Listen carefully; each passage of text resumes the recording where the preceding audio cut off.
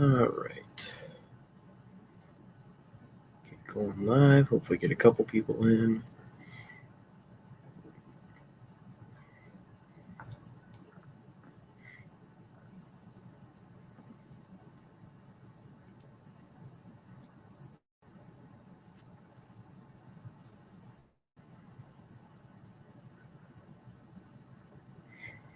No.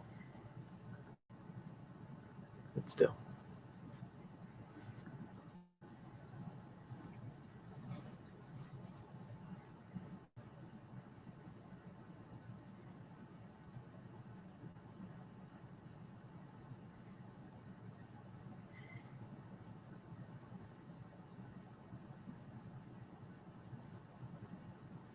Looks like we're getting a couple people going here.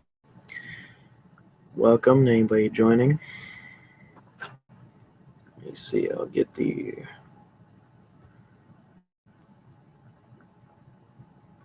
Already got that.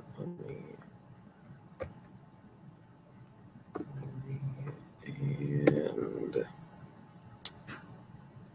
it's loading currently. Link to join the stream is in the comment section. I'll put that up on screen. I don't think you can click it when it's on screen, but it's in the comments.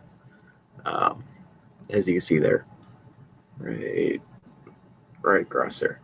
And for anybody that wants to click on that, that will bring you into the live, and you can join and you can come hang out, talk about cars, talk about projects, talk about whatever, primarily car, primarily classic car, and primarily Mopar stuff, but open to anything really. See who's in the comments. Drop a comment. Got a few people in here. A person.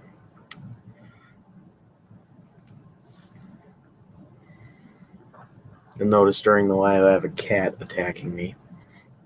So that is one thing going on. But anyways, hopefully it's not too annoying. So who do we got in the comments? Or in the live chat? Let's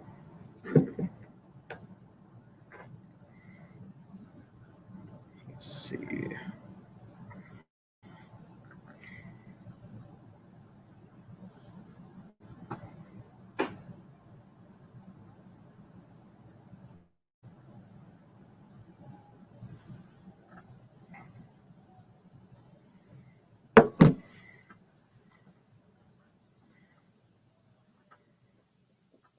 Hope everybody's having a good night.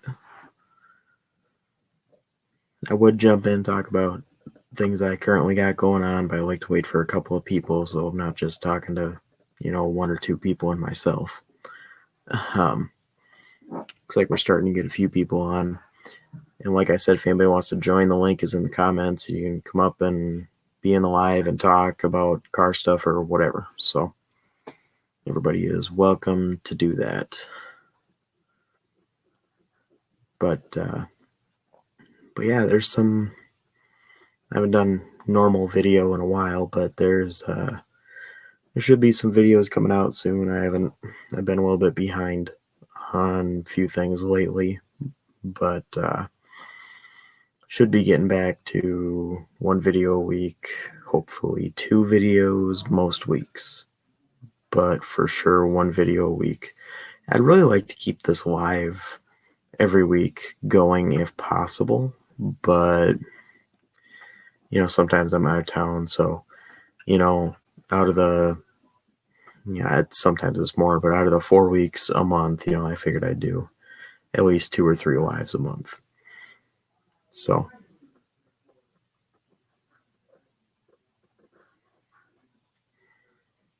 who do we got in the comments? Anybody drop a comment and let yourself be known.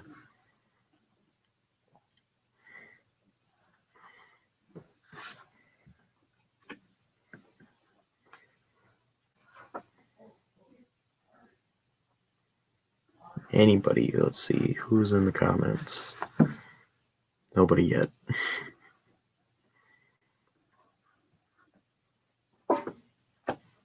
Starting off a little slow. Come on, somebody. Anybody.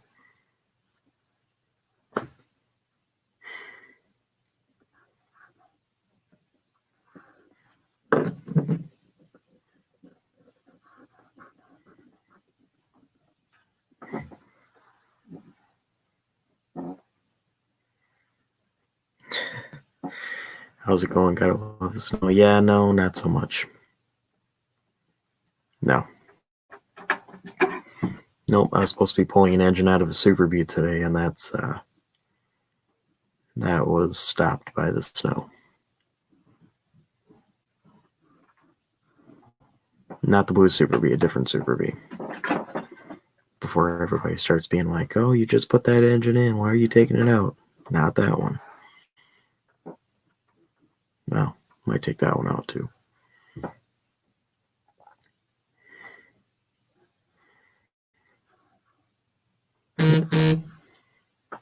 Things are going decent overall, just trying to keep up with the weather and everything. I mean, it's slow. Things are slow right now across the board around the holiday stuff, but I don't know. Things are all right.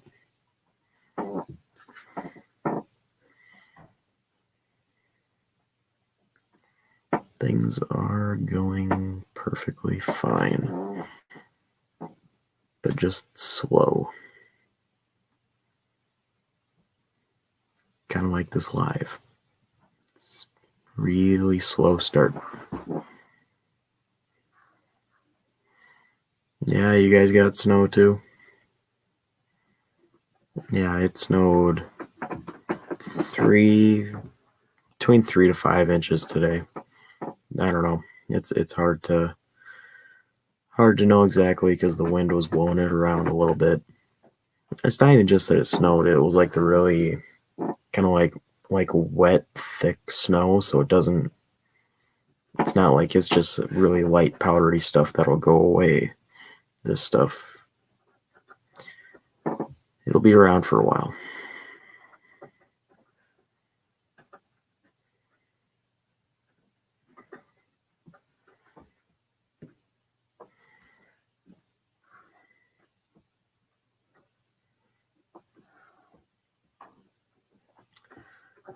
All right.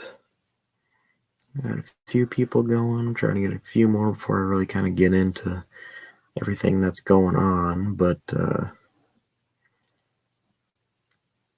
everybody must be on a different live tonight or something. Freezing rain, sleet, and snow. Yeah, we had freezing rain and just regular rain and stuff the other day. And then today it snowed. Well, last night really, but last night into all day today.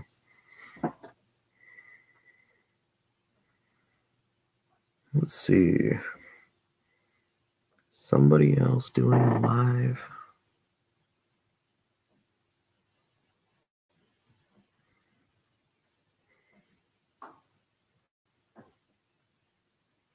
No, nobody else is doing a live. Everybody just sleeping.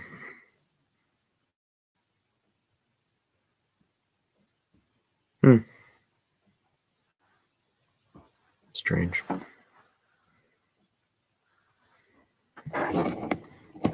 Alright. We'll get some more people in here once I get, 5 people or so. I'll start updating on projects and things going on. And if anybody wants to jump in on the StreamYard, there's the link. There's a link in the comments and a link on the screen. I don't think you can click the link on the screen, but it's in the comments. And I'll post it up in the comments again occasionally every, 5-10 minutes for people coming in. If I get any people to actually join. So, how's everybody doing? Is anything going on that people would like to share? Any car stuff, project stuff? Looks like we're getting a couple people on now, so that's good. Yeah, everybody's probably plowing snow. That sounds about right. Even in the south, it's starting to snow, or at least get pretty cold. I've seen. Down in Texas, I got people I know and friends and stuff down in Texas, and even they're saying, it's down in the 40s, which isn't that cold for us, but it's cold for other people.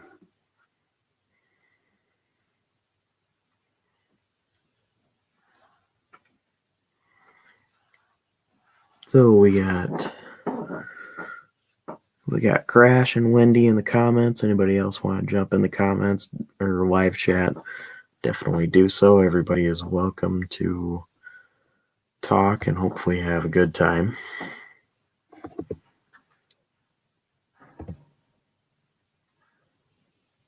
I'm going to keep posting that link in the comments for people to click if they want to join and hang out, have a conversation, talk about cars or project cars or whatever the case. Whatever people want to talk about that's related to what we have going on. Man, everybody's just asleep or something. It's hard to try to carry a conversation with myself. But, yeah, we got a lot of newer, not new, but not new as in new cars, but like modern cars, but new cars potentially coming to the channel. I will get into that more, hopefully.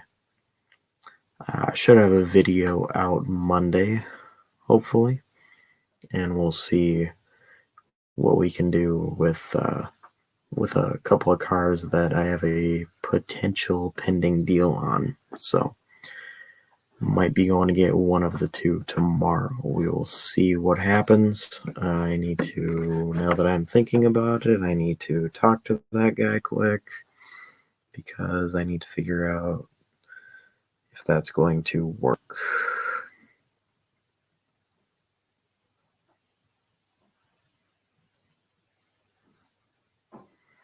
All right.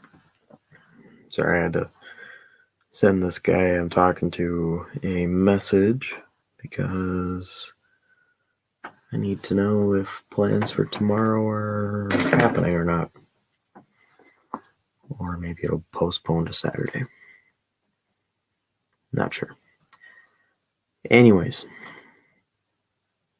anybody in the comments got anything to say? Anything going on? Any projects? What are you working on? What do you got for projects? What do you... anything. Give me something to work with. If nobody wants to join the actual live.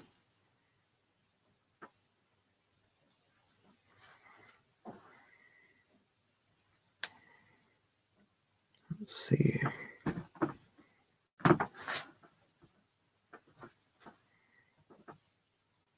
Cat keeps running in and out of the room.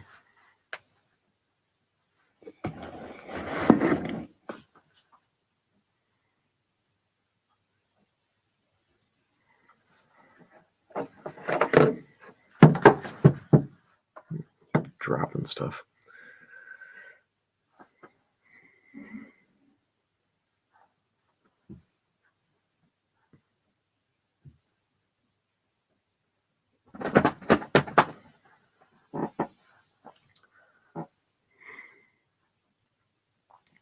Guess I'm gonna kind of just wait around for a couple people to jump in and hopefully somebody will participate. It's kind of, I don't know, kind of being a little bit slow. But that's fine. But I'd like to get somebody on here and actually, talk.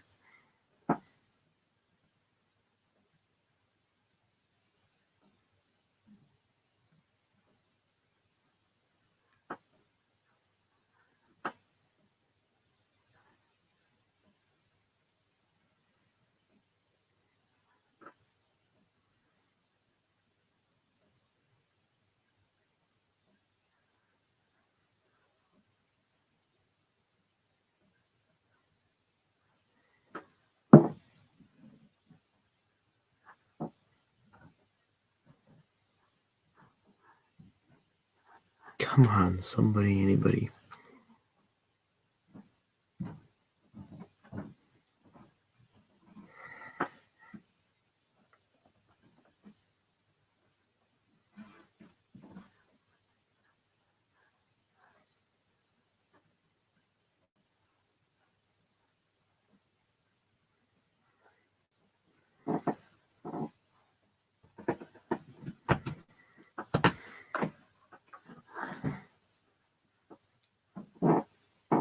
All right.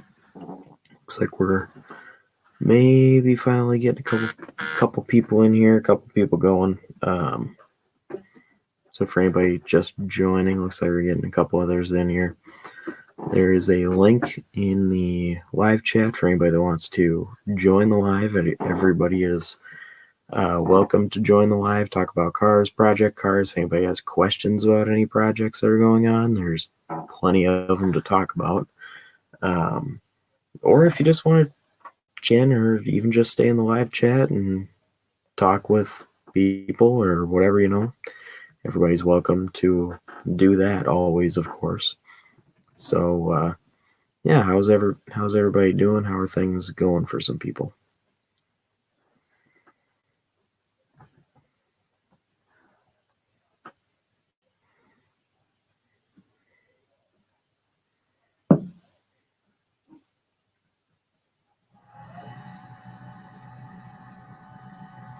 All right.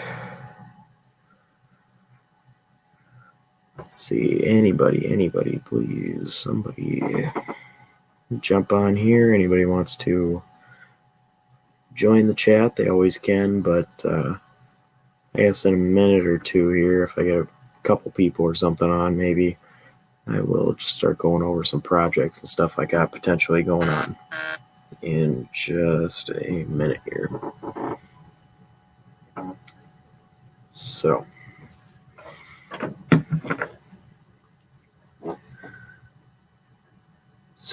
hopefully I'll have a video. Good, you're working on a 360 Duster. What have you missed? Not much. We just kind of are just starting to get going. A little bit slow starting, but it seems like we're getting some people in now. 360 Duster, that'd be pretty cool. Friend of mine's doing a 72 Duster. I think he's doing a 360 in it. I have to ask him again. I think he's doing a 360. I'm like 95% sure he is. They're pretty cool when they're done right. I'm really a fan of the 70 through 72 Dusters. I'm not really into the 73 through 76 as much. I'm not big into A bodies, generally speaking, but some of the Dusters are all right. And I do like them. Like you watch the Duster and stuff. I think that one's really cool, the way they got it set up, and especially if you end up going through putting a big block into an A body, it'll be pretty quick power to weight ratio. But like I say, I don't know much about small blocks or A bodies, but they're good at the small blocks. You make pretty good power. I did a dyno beginning of this year on a 340 that I bought with a car that was previously built, and that made pretty good power. It didn't have anything real crazy on it, but that made 415 horse, 430 torque. So that was a strong engine.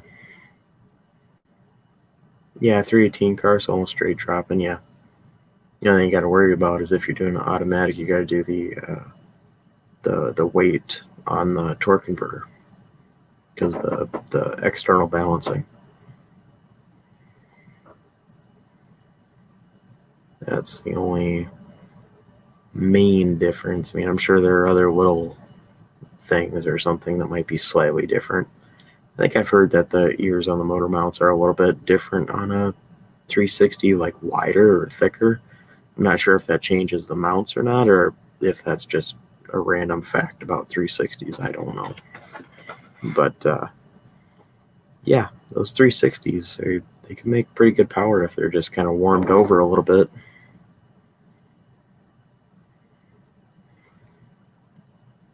Crash said he got sidetracked replacing a well pump and heat tape. Back to work on the charger tomorrow. I didn't know you had a charger. Like a 71 through 74 charger. I didn't know you had a charger. I think you got a Roadrunner and some other parts cars and stuff.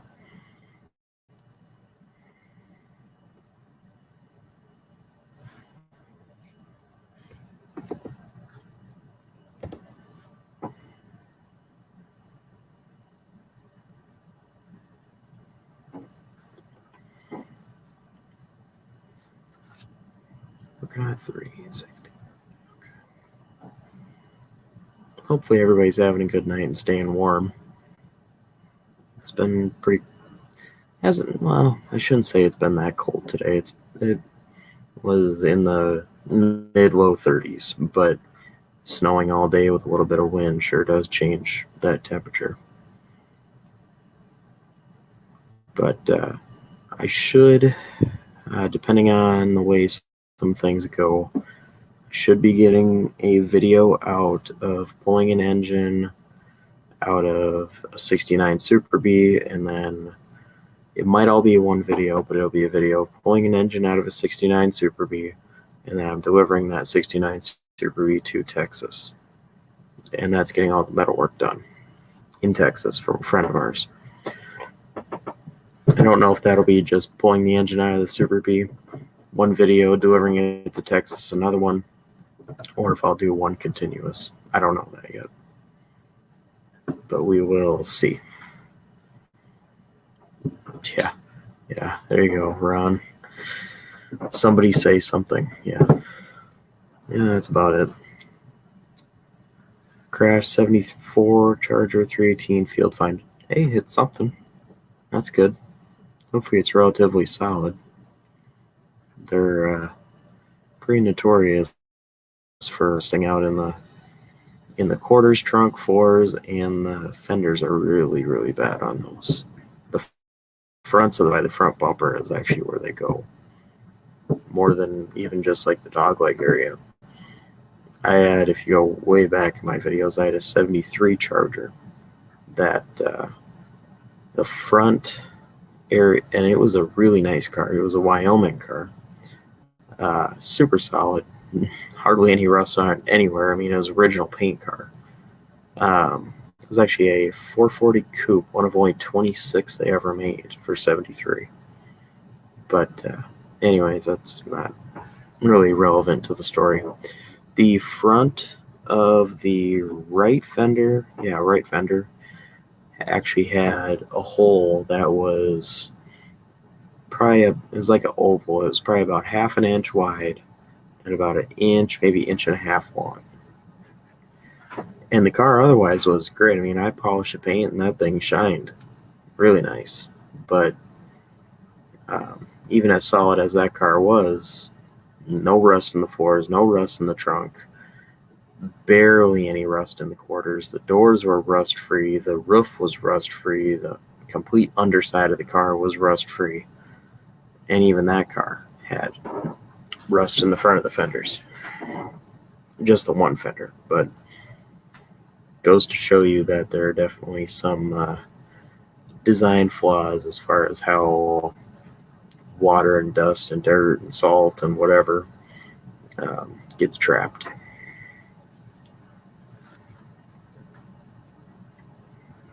So, anyways,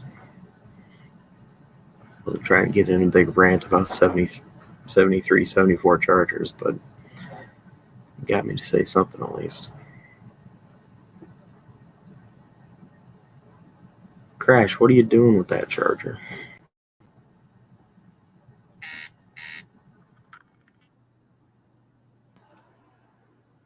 There you go.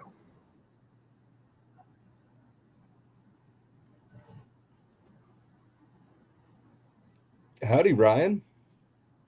Hi. Actually, gotta check my phone on silent. Think that'd be a good move. Possibly, if your phone keeps blowing up. It is. So how's your day So- been going? Oh, good. Basically sold my other front row headers to Mark, and basically just sold my two 215 aluminum V8s to a guy in Colorado. Oh, your Buicks, yeah. Oldsmobiles. Right, yep, that was dumb. They are different.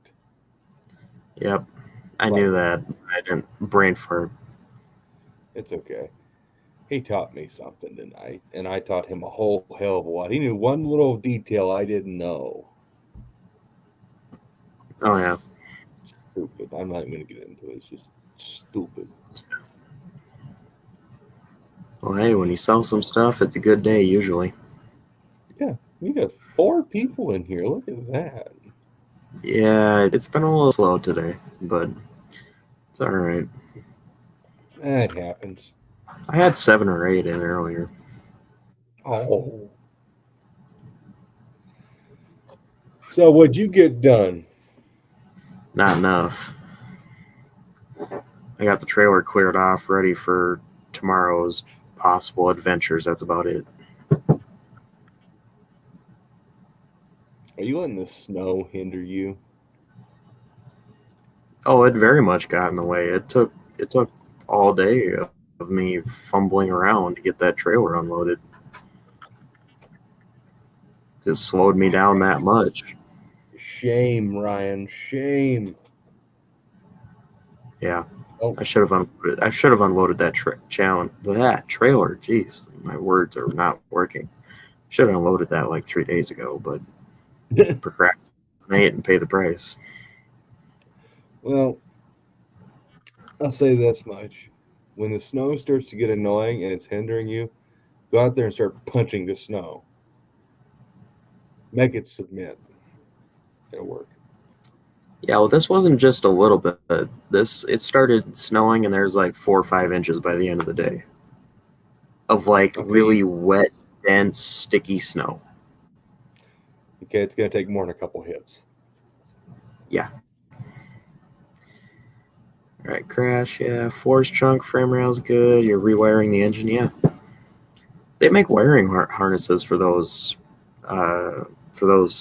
later Chargers. They're actually fairly reasonable. I want to say they're like $125 for the engine bay harness. Oh. I was gonna say I don't know. Yeah, the Rally Day. I like to try and find good, nice used originals. Yeah, when you can, but you know, I've had 3 or 4 cars that I've put aftermarket harnesses that are like meant to look like originals. I've never had a problem with them.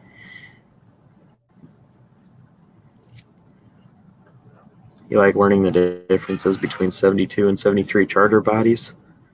Oh boy, buckle up. There's a lot. Yeah. Quarter, roof structure. The hood is actually different. They all interchange, but they're actually different. The fenders are different. The bumper brackets are different. The bumpers aren't actually different. The grills are different on a 73 versus a 72. A 72, you could get regular plastic grills or you could get hideaway headlights. In 73, they drop hideaway headlight option. The taillights are very different. The rear valence actually is different. The front valence is the same. The entire inner front structure of the car, the K-member is different. I should just stop talking. No. I could go on for 72 Charger, hideaway headlights or no hideaway? preference or what? Yeah, preference. I like the hideaway headlights. better than the regular, just because the regular, the grill on a 72, it looks so like sunken in. I don't know if you know what I mean. The 71, it's flush mounted. I like the hideable headlights. Whoa. Yeah. Well, look at that. We're looking, we're not seeing though. Ah, there he is. Oh, he showed up for you. I didn't see him. Look at that living room. He's frozen. I'm glad somebody can see him because I can't. He's frozen. Meanwhile, in the background, I got a cat running around being a psychopath. Nice. Stop bouncing off the walls. Still froze, Mark. Bigfoot's and Frozen. Well, seems like the weather's affecting more than just us. Wow. Hey, there's movement. Oh, now his eyes are closed.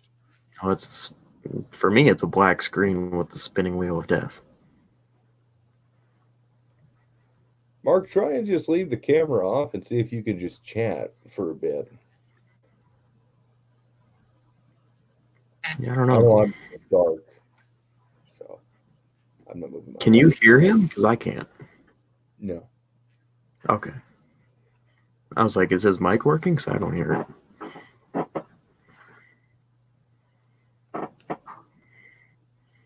Mark, you need to get better Wi-Fi. Oh. Oh, Yeah. there you went. Damn it. All right, I'll move that just a little bit. I don't want to wash myself out too much. Ron said his dad bought a new 73 SE. Yeah. I like the SEs because they got some kind of cool features, but I don't like the quarter windows on them. The like opera window, louver window thing. I'm just not a big fan of them. You got no taste. Oh, you like those? I fucking love it. That's my favorite part.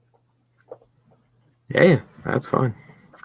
I just prefer the normal body style over the SE. But the SE is cool because it came standard with a rally dash. See? Those cars need to have a rally dash. Yeah. And hopefully you find one that the wiring isn't butchered on. Yeah. I didn't ever want to cut mine, so I made a C-body AM FM radio fit in my car. Don't ask how I did it because that's been too long ago. But I did do it. Which I Yeah, like I've got. I drove today. Oh, go ahead. Oh, I was just saying I drove it today. Technically, legitimately drove it all.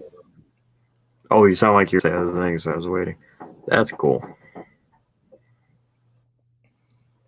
As long as you don't smell anything burning, you're fine. Yeah. Oh, the power steering definitely doesn't work anymore. It's got a little bit of power steering and it's clunky, and then it's a little bit of power steering and it's clunky. Oof. Well, I got tired of filling the leaky system, so I just let it burn out.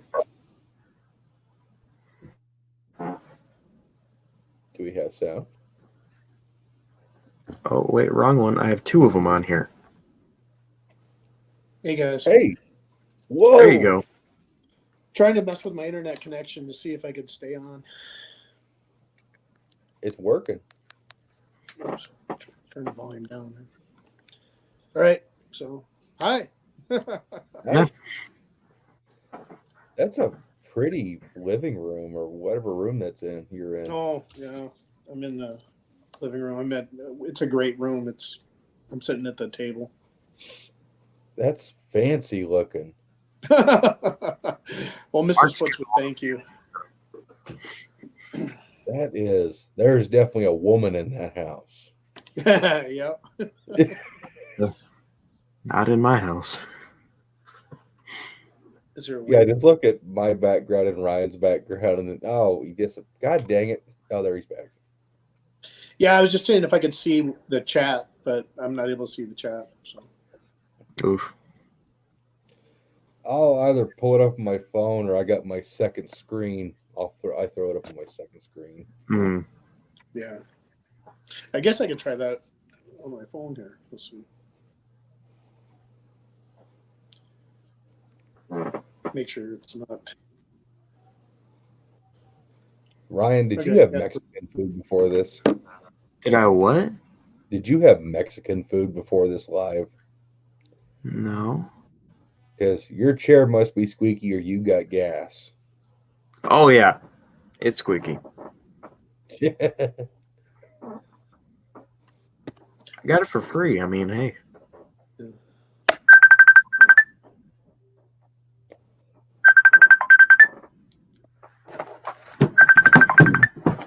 What's the matter, Ryan? Phone call. You guys got to carry this live for a few minutes. This is that Okay. coup de Yeah. Oh my lord! Gee, Jed, it's been so long since we talked. Yeah, I know it wasn't like just last night. We sat there and bullshit for like 2 Yeah. hours. Is that my feedback or are you hearing feedback? Huh? Are you doing that feedback or is that? The feedback you're hearing is probably Ryan. Oh, okay.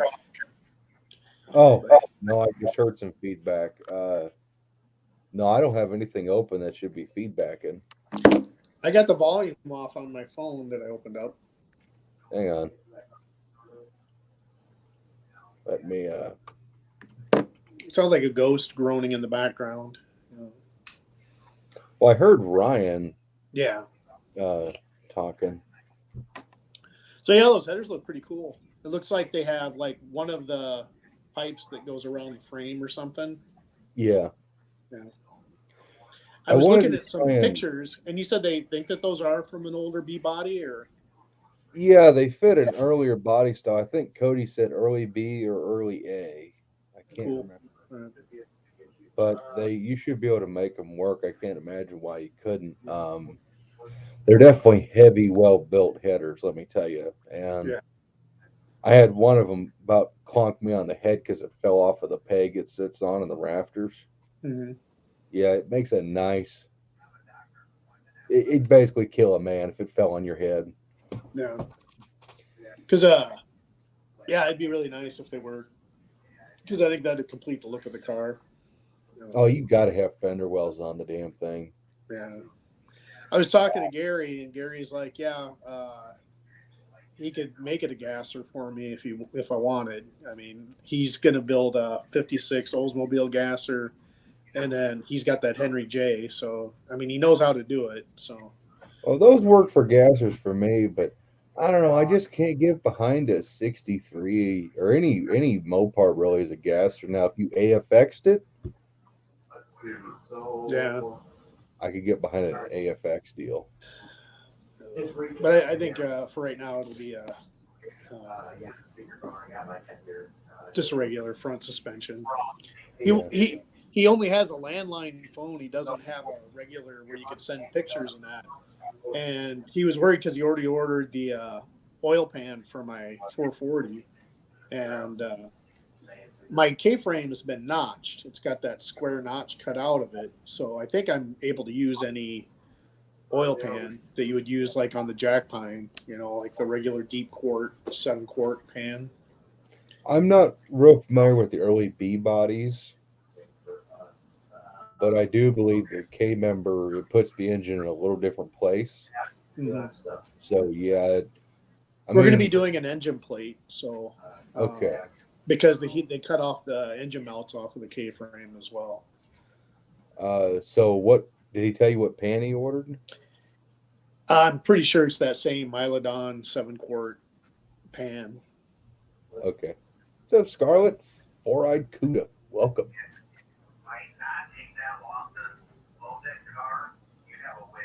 Ryan, go to another room. It's pretty low to the ground. Yeah, well, that groaning sound is just kind of weird in the background. Front end up, put under the front. I just hear Ryan talking in the background is all I hear. I hear like a weird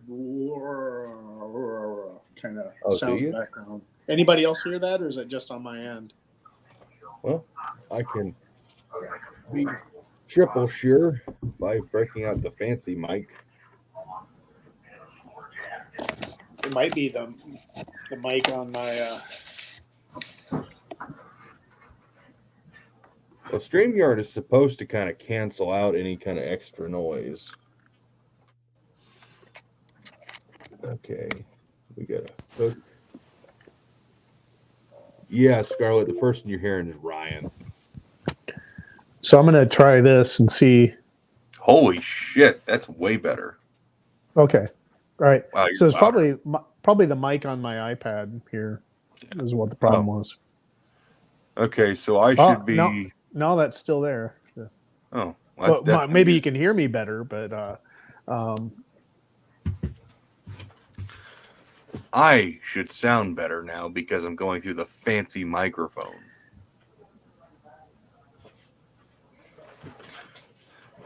Just got to get comfortable now again. Damn it.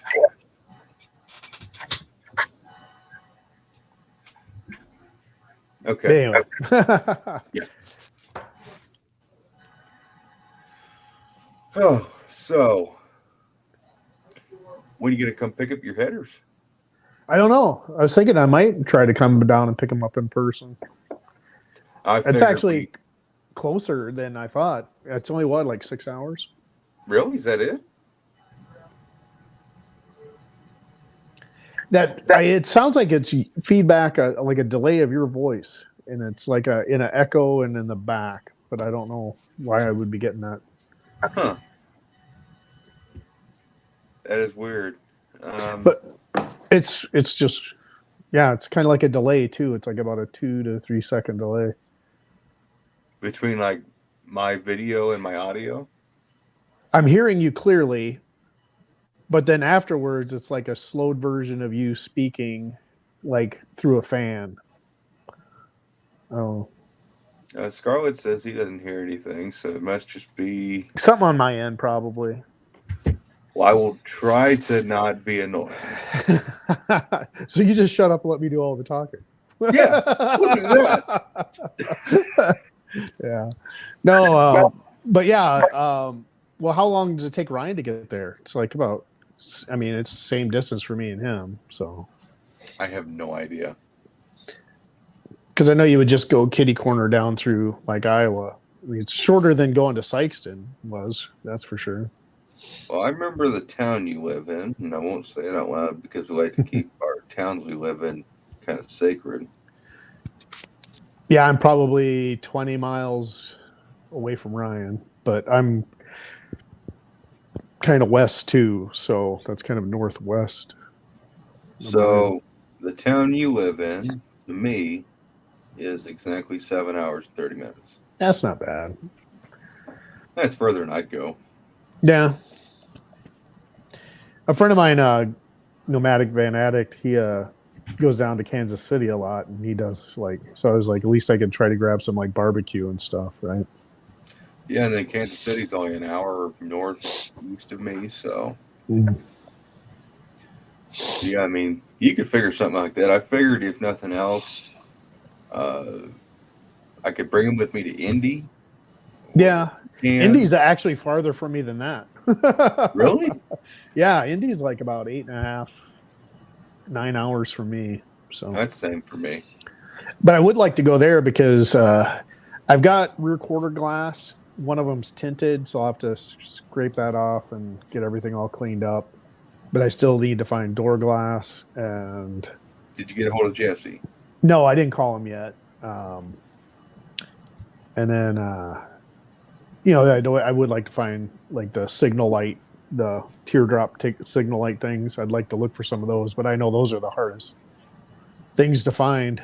It's kind of like I always wind up with these unicorn cars where there's only like 1 year, like the 70 Coronet and then the 63 Belvedere, you know? Well, with anything early A body, early B body, it's basically all 1 year only. Yeah, that's You true. can't get around it. Mhm. But that grill I have is really complete. Actually, I'm really impressed with the parts that he gave me. Tom was a really cool guy. I didn't get to see his real Max Wedge car because it was all covered up and kind of in the back of his shop. He raised the cover on he's got a 63 Fury, which is basically the same car. Yeah. He has a black one that's got a 440 with a cross ram on it. And I wanted to see more of that. He's got magnesium wheels on all of them. Wow. Yeah. And then he's got his red race car. But at first, he wasn't sending any of the good parts with the car. But I was sitting there talking to him and hanging out, and then he showed me his cars. And then by the end of it, he pulls out like all these nice parts and starts just sending them along with the car. And I'm like, that was awesome. I really appreciated that. I want to go do some super stock racing with him. He said there's a race in Indy or around Indianapolis that he goes to. And it sounds like we're going to try to go to that together. So That'd be fun. we'd probably be in the same index too. He runs the 10. Well, he runs the 10.5 index. I don't know if I'll be that fast, but and he's won 3 years in a row. Wow. Yeah, he's a really cool guy. Okay, That's one of the- curious. I don't want to derail the conversation, but I'm really curious. Is that your Christmas tree behind you? Christmas tree is right there. Okay, why? My wife has plants and trees all over the place. Plant off to your shoulder looks like a marijuana plant. Not gonna Yeah. Shh. I'll move it here. I was just wondering, like, I don't know what's legal there, but I mean, I guess in the right state, I would have one of those as a Christmas tree, probably. I mean, Yeah. I don't- We have a Merry Christmas here. You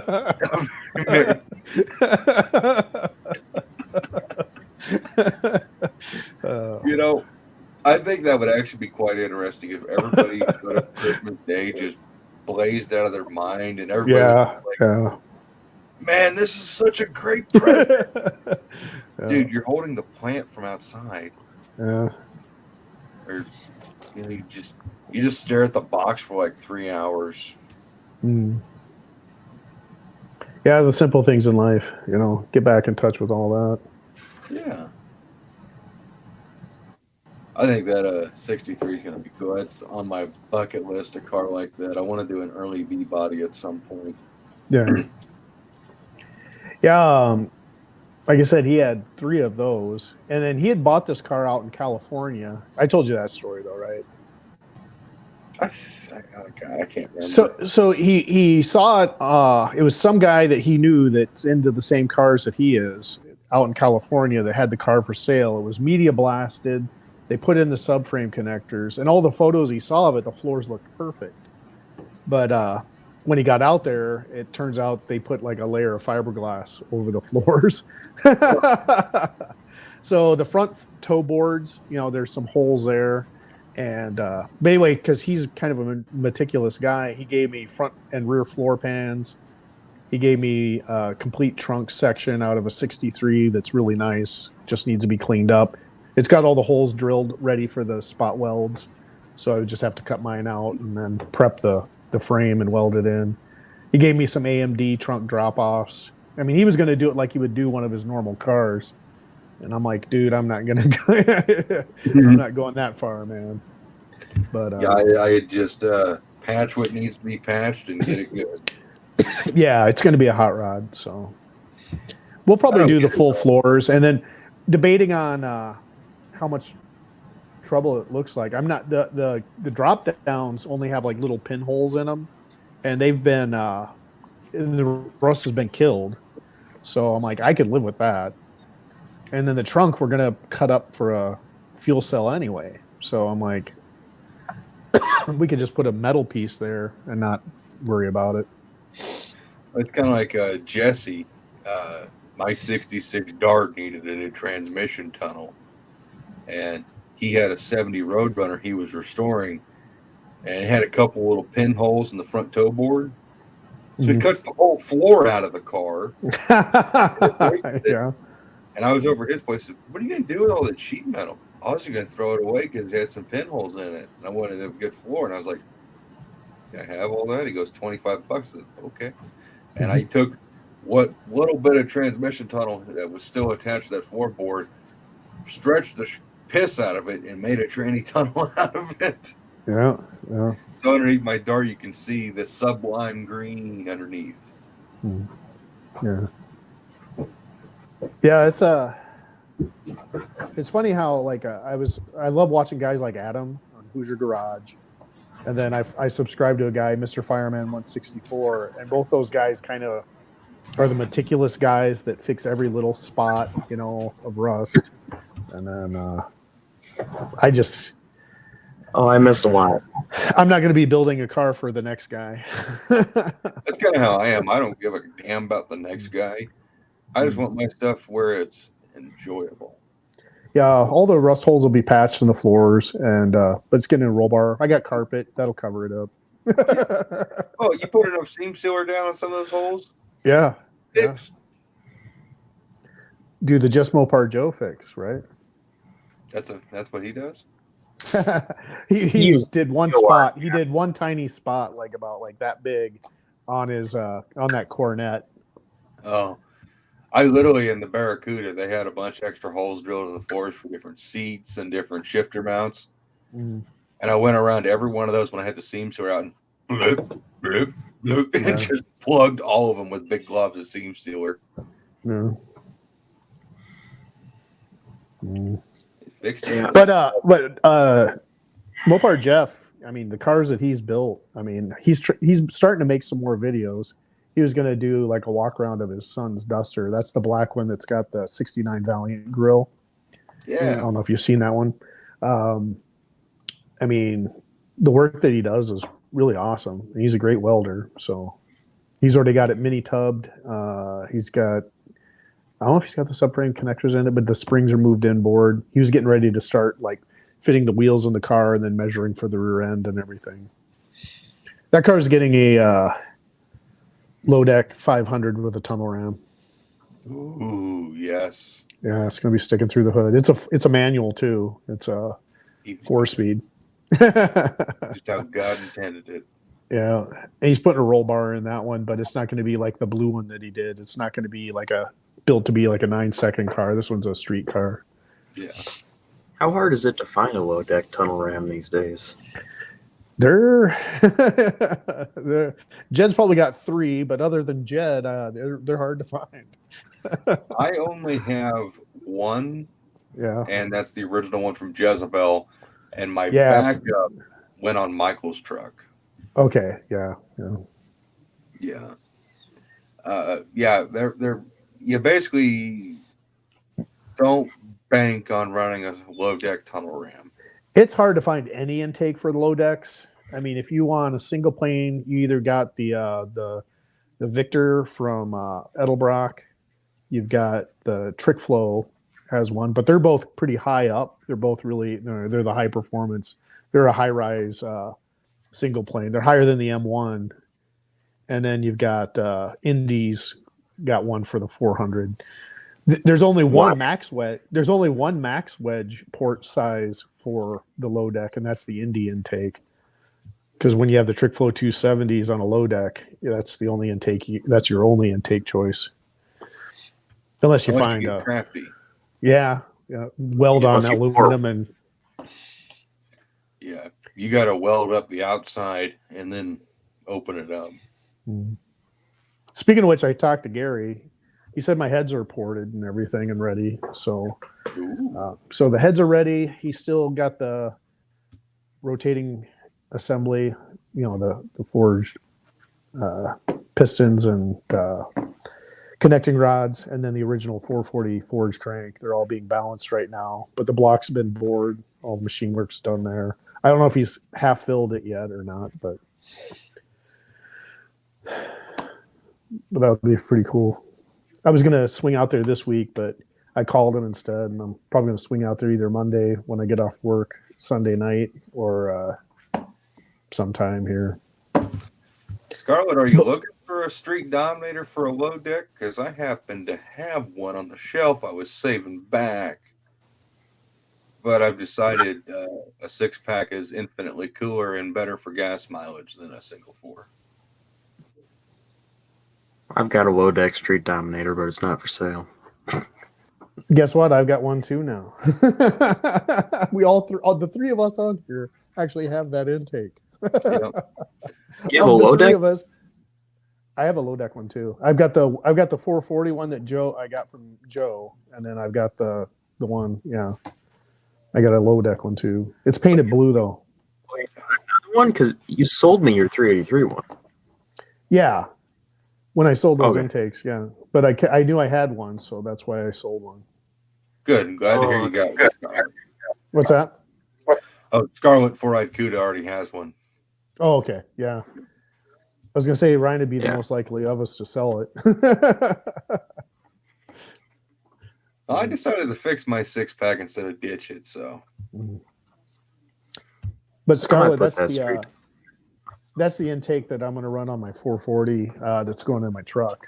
Is the I'll probably use like a 4-hole spacer for it though, because that engine's not really going to need a full single plane, and I'll have room under the hood, I'm sure. So remember, it's got those long runners. yeah, the engine. I don't know. I mean it's going to get the cam out of the jack pine, so it's going to be like a pretty big cam for a fairly stock engine, and then a single plane behind a Granny Gear 4-speed. How big is the cam you're going to put in this thing? It's a 510. Oh, it's not that big. Yeah. That's literally, if it's 510, what was the duration? Do you remember? It was a completely blank cam. It has absolutely no markings on it. Gary couldn't find anything, so he just kind of measured the lobes. So I don't know the true duration probably- and everything. You remember when Probably- Edelbrock sold those top end kits? Yeah. So basically, that's what the Jack Pines engine was. It was basically just a 500-inch stroker with that top end kit because it had the dual plane intake on it. It had the heads, and the cam wasn't marked. So I'm pretty sure, and they, that was like their 480 horsepower type deal. I think, you just bolt that on your engine, and that's what they were thinking it would make. So I'm pretty sure it was that cam because the guy was going to run a different cam in it, but something happened and they wound up just shoving that one in there. So that cam in the Edelbrock top end kit is basically, so when we were looking for cams for the Barracuda, the only 2 cams in stock anywhere was the Edelbrock cam that's from that kit or the Lunati Voodoo. The Edelbrock cam was $400 and the Lunati was like $200. And they are almost exactly the same specs. Is it a 510? It basically, I mean, I think the Lunati had a little less lift, but maybe a skosh more duration or something. Yeah. Basically, it's not a big cam. It is a itty bitty baby cam, and it'll be perfect for what you're doing. Yeah. I was going to try to get out to Ryan's this week, but my wife had me doing honeydew stuff. I had to take her 4Runner in for its service. I wound up having to put a battery in it for her, and then I went and bought new tires for her. So I've been running around like a chicken with my head cut off. I'm Yeah. sorry, Mark. I have to do this. what's that? Oh shit! It's too quiet. Damn it! I won't do it. Just that scared me. I thought she was standing behind me. When my brother was married to his first wife, we all downloaded the Whip app. Yeah. And anytime she would tell him to do anything, we'd all break out our whips. Yeah. I don't mean to do that to you because she is cooler than hell. Yeah. Hey, Brian's No, in the she's really getting into her 4Runner. When she's like, she keeps telling me that the tires that are on there, they're just all season tires. They don't look aggressive at all or anything. She keeps telling me how she can barely get through the snow in them. And then I'm like, well, I think they run the Yokohama Geolanders on the TRDs. And she goes, I want the ones you have on your truck. And I'm like, well, those are Pathfinders. You know, they're kind of a cheap discount tire kind of off-road version. She goes, no, the old truck. So she said she wanted knobby tires like the my black or my crew cab has. So I had to pull up a pic. I had to pull up a picture of it so I could see what they are. And there's some off-brand like Kendra or something like that. They're the Cleaver RTs. So, but she wants mud tires on her 4Runner. So, I am too. I'm like, well, she's had a couple different guys come up and offer to buy it from her because you can't get new cars now, you know, so it's kind of hard to, and then everything's gone up so much. The price of used car markets just went through the roof. Yep. So she always leads with, it's my husband's truck.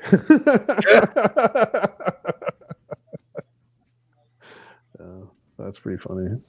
I don't like the idea of guys approaching her when she's leaving the gym, you know, and talking to her about her car or her 4Runner. But one guy said he didn't like any of the mods that were done to it. You know, I did the limousine tint on all the windows with the bar across the top, you know, and then I blacked out all the trim.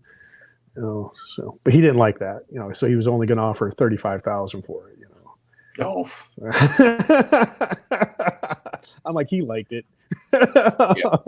I'm like, he's a dick. I go, tell if he's serious, tell him 45. Yeah. And we'll split the difference, you know. That's a cute smiley face you have behind you, Brian. Is that where you're going to put your countdown for the No Name Nationals, Ryan? You going to put that on there? Yeah, probably. So we were going to start talking about your projects here, right? That was what we were going to do on this live stream. Oh. Yeah. It's time to get started, Buckaroo. Might have just 2 more. Oh, yeah, but they're not something you're going to bring to No Name, are they? No. Not planning on it, at least. Yeah. The one should be sold almost immediately. When you said you were pulling the engine out of a 69 Super Bee, I thought you were talking about the one that you just put your 440 in, but No, you're talking about the other one. The brown one, it's going down for metalwork. The 383 one. Yeah, man. That's going down to Texas. That's getting new quarters trunk, tail panel, front inner fenders, and a few other little things. Man. All brand new AMD metal. And some I kind of more like Brian's point. fenders. Well, you wouldn't have to do all that metal work, Ryan. You know, I'd buy it, and we could just back half it and put full tubs in it, and then put a strut front end in it. Yes. And put in a funny car cage, you know. Yep. I just know that hurts you, Ryan, when I say those things. The Barely B. And the Barely B. Also, we'll build a turbocharged Ford diesel. Yes. Power stroke. Yeah. Put a 4.9-inch behind it. Yeah. That's what you gotta do, man. But Cheap Thrill, that's one you're gonna do, you think? Yeah, I got new plan for that. I'm just focusing on getting the engine bay and the underside of the car ready to accept an engine, and I want to do the body work and get it all painted and stuff. But if it rolls around for a while just in primer or whatever, you know, that's fine. Yeah. And work on it as I can. But the big thing is get it going, get it rolling, get it running. Yeah. And I gotta start working. Make it any faster. If anything, paint makes it slower. So the thing like you'd only need one race bucket seat. Don't worry about getting the dash done or wired or anything. You know, like you said, just get it running. Leave the gauges and stuff in it so it looks complete. But you know, and then like you said, just even if you just had it in primer, that'd still be badass with a tunnel ram. You know? Yeah. and then it'd be lighter, and then you could always make it the way you want it and finish it, later. But It'll be fun. I mean, I got that. Oh. Oh boy. I was whoa. Smells like GM in here. Wow, really? What you Mopar clowns? What am I doing here in this Mopar place? Is it me or did the live stream just slow down with all this GM? Everybody's stuff leaving around? now. How you doing, I'm Chris? gonna start talking General Motors. Oh yeah. Baldwin Motion. Live stream's liable to legitimately slow down and break an axle, chuck a wheel out because the C clip went out. Thanks, Jed. You're welcome. Thanks, buddy. Pal. Hey, Chris. I was wondering. I was thinking about buying some headers from Jed. So I was wondering if you'd go with me to his place because I could use some of those frites, man. Oh, wow. So I got to go to Minnesota, Yeah. and then I got to go down to Kansas, Yeah. Or just and meet then him. back to Minnesota. If you guys don't know, Chris falls for the I left my wallet at home trick all the time. Yeah. When we were at No Name Nationals, we go to eat. We go to the chicken place. It was too late to meet up with everybody at that. What was that name of that place that everyone went to? Lamberts. Yeah, Lamberts. So we went to this local chicken place, and as we walk up to the line, I'm like, "Oh shit!" I forgot my wallet because I've got so used to using my card on my phone, to pay for everything. But they didn't have it for that, so Chris was nice enough to buy me dinner, and then later the next day we go up to the concession stand, and I'm ordering food, and I don't have my wallet with me again. Again, Mark doesn't have his wallet with him. And I told Chris that's what me and my friends used to call frites. You get free eats, I do this same shit anytime we go out to dinner. Dad, Anna, my brother, I purposely forget to leave my wallet. Yeah. Man, I can't wait for next year. Oh, it's going to be a blast. Yeah. I was talking to Gary. He's pretty proud of the Jack Pine, since he was the one that kind of put that engine back together. And then, I think that kind of lit a fire under him too. Plus, this time of year, his helper's back. He's got a younger guy that's kind of an apprentice. Actually, this guy's about my age, but he used to work with Gary. But he's got his own business, and he's got I think he does house washing and window washing during the summer. So he's so busy during the summer that he's not there to help Gary. But now that it's winter, he's back. So Gary's really cranking out the projects and stuff.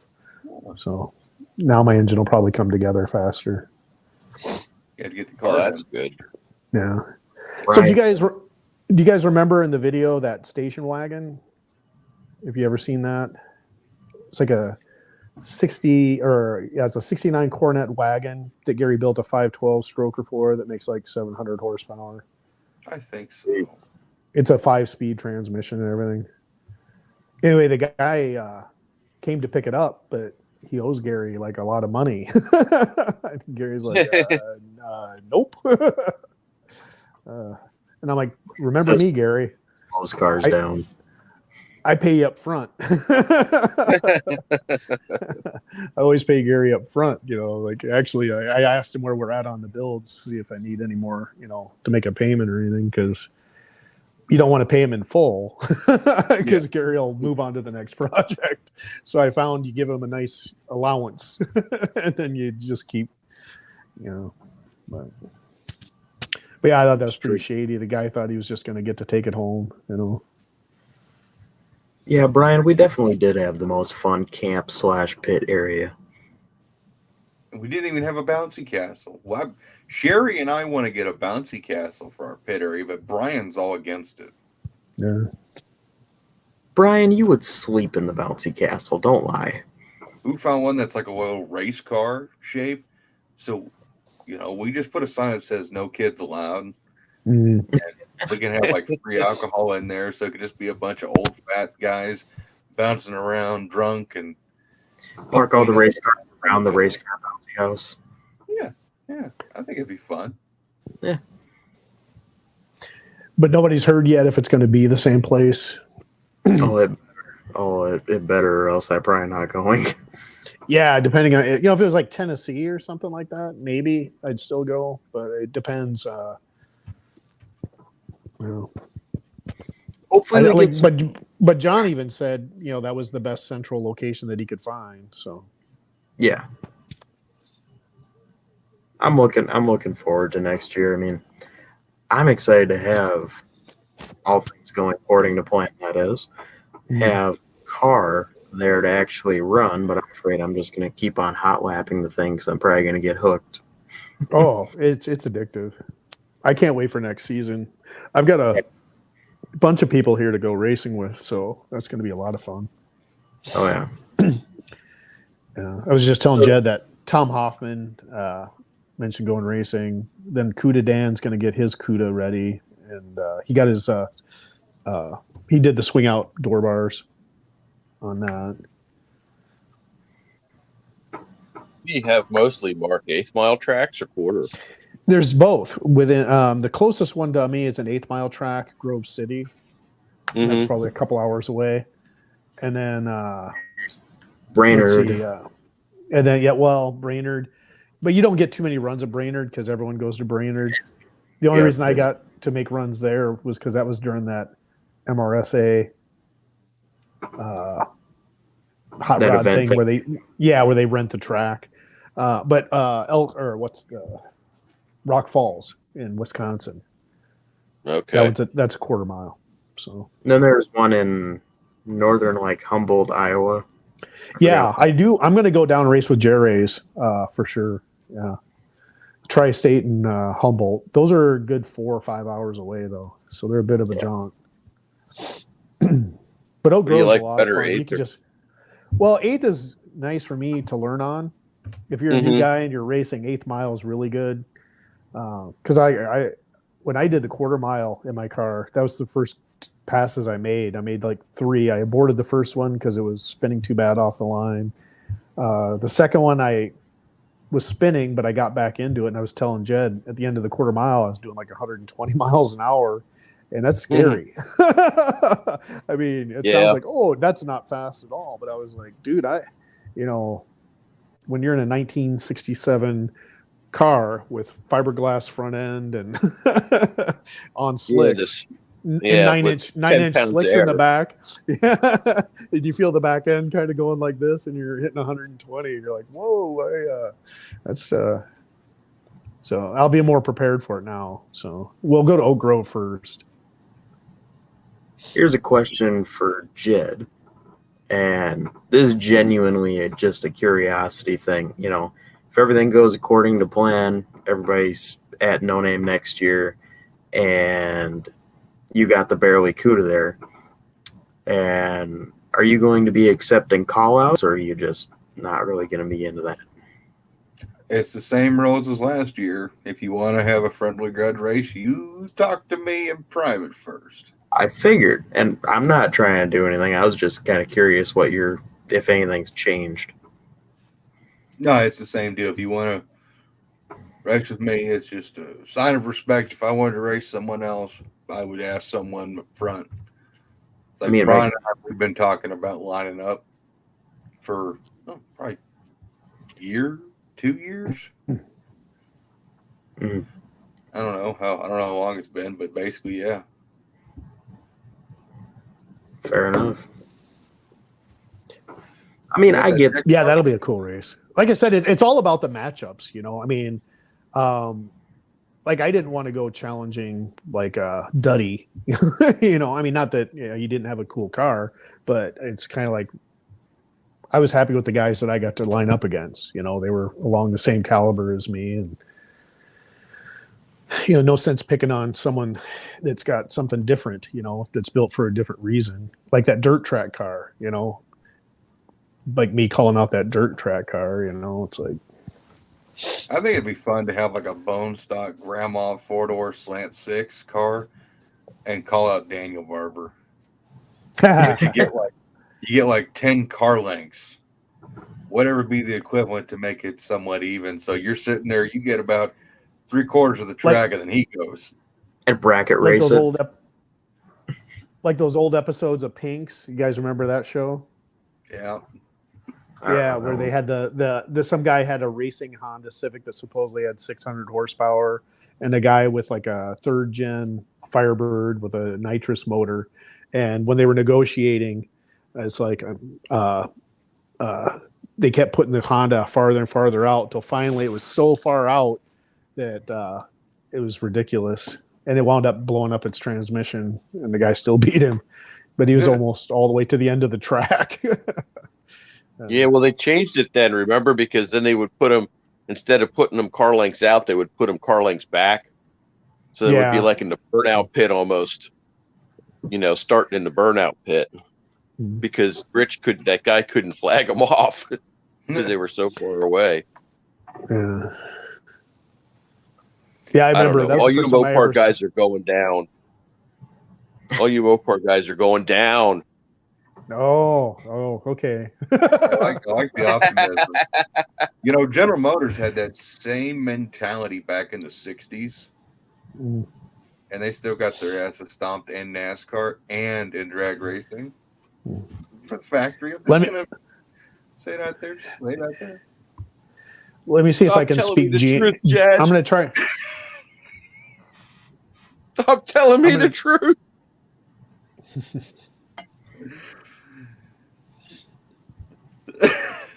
I'm sorry, Chris. I have more respect for you than to that. No, it's all right. That's okay. I can take it. I'm thick-skinned. If you want, we could start talking about turbo LS engines, if that makes you feel better. Oh, Christ. That's even worse yet. Yeah, let's not go there. No, I don't even want to go there. For modern Hemis, oh, no. No. That just ruins the whole thing for me. I'll see a nice car, I'll walk up on it. Like we were looking at a real nice, what the hell was it? It was at a car show somewhere. I think it was a Cooter or something. And we walked, it was a really nice car. We walked up on it, and what was in it but a 5.4, modern Hemi in it. I'm like, I just turned around and walked away. I don't know. It just ruined it for me. The anticipation of wanting to see a 440 or a 340, and then I get up there and it's, It's like finding a beautiful woman and you pull her pants down. Exactly. Yeah, exactly. Yeah. Exactly. Like why? She's worth money. She's funny, got a great personality, doesn't want to kill you. She's just like perfect in every way, gonna take care of you. And then that happens. You're just like,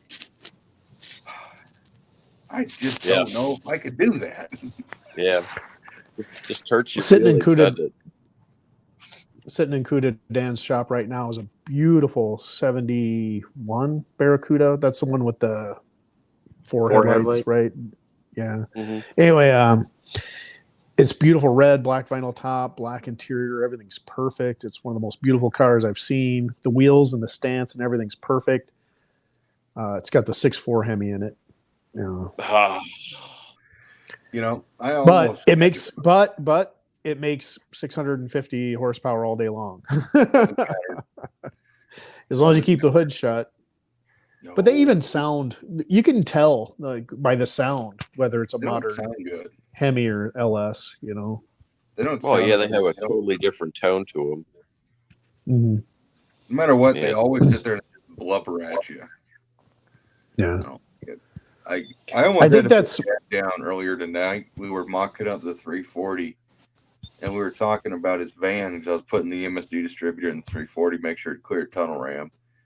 And he goes, if that distributor ain't going to clear the van up, I think I know what I can do to the van to make it run right. I was like, what? He said, go get me a junk truck like what my old truck is and put a 5.7 Hemi in it. And I about reached over and put him in the ground. That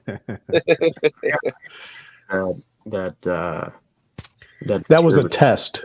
That was just a test, Jed, and you passed. I hope so. Don't worry about clearing that MSD distributor. I got a different one for you. I got to run the MSD and the 340 because that car's all wired for that. Ah, come on, but mechanical tack. Well, I like to run a mechanical tack, but I mean, the car's already wired. It's got that digital 6AL and it's already all mounted, and it's got that fancy HVC, whatever crazy MSD coil. I don't blame you. I don't know. I mean, I'm not set in stone, but I mean, I've already got all that stuff, so. Right. You can run a dual point on that MSD, Jed, and Yeah. it's not going to. You won't wear the points out. I mean, because you only got like a bolt or something that goes through them. I mean, I could. I ain't got nothing against it. I just don't know where the hell I'd mount a mechanical tack in the Duster. Oh, no, I don't need a mechanical tack because I have the. I not only found an original tack for the rally gauge cluster, but I have the modern Autometer fancy high dollar tack that I made work in the stock cluster. So no matter what, I'm running a electronic tack, which I will. When's Tall John coming? When's Tall John coming to do that W2? I can't remember what we kind of loosely talked about. Something I think January, or February. Mm-hmm.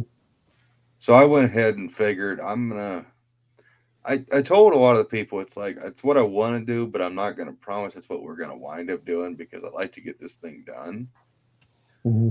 So I started the mock-up work tonight. You know, get everything done that can hinder the build. Like I had to make custom spacers to mount the windage tray off the main caps. So that way it's set at the right height.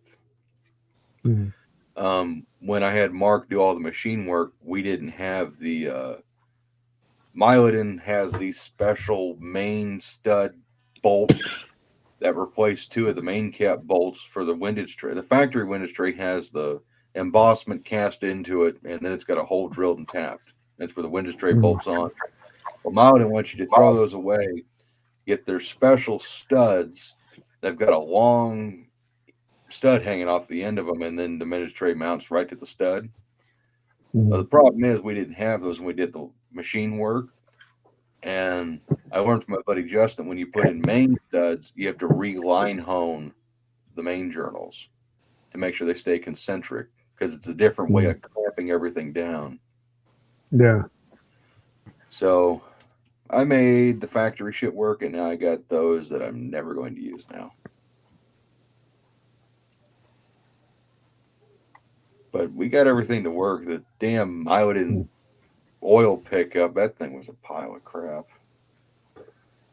Went to go set it, put everything in mock-up on the engine, and the damn pickup runs right into the back of the oil pan.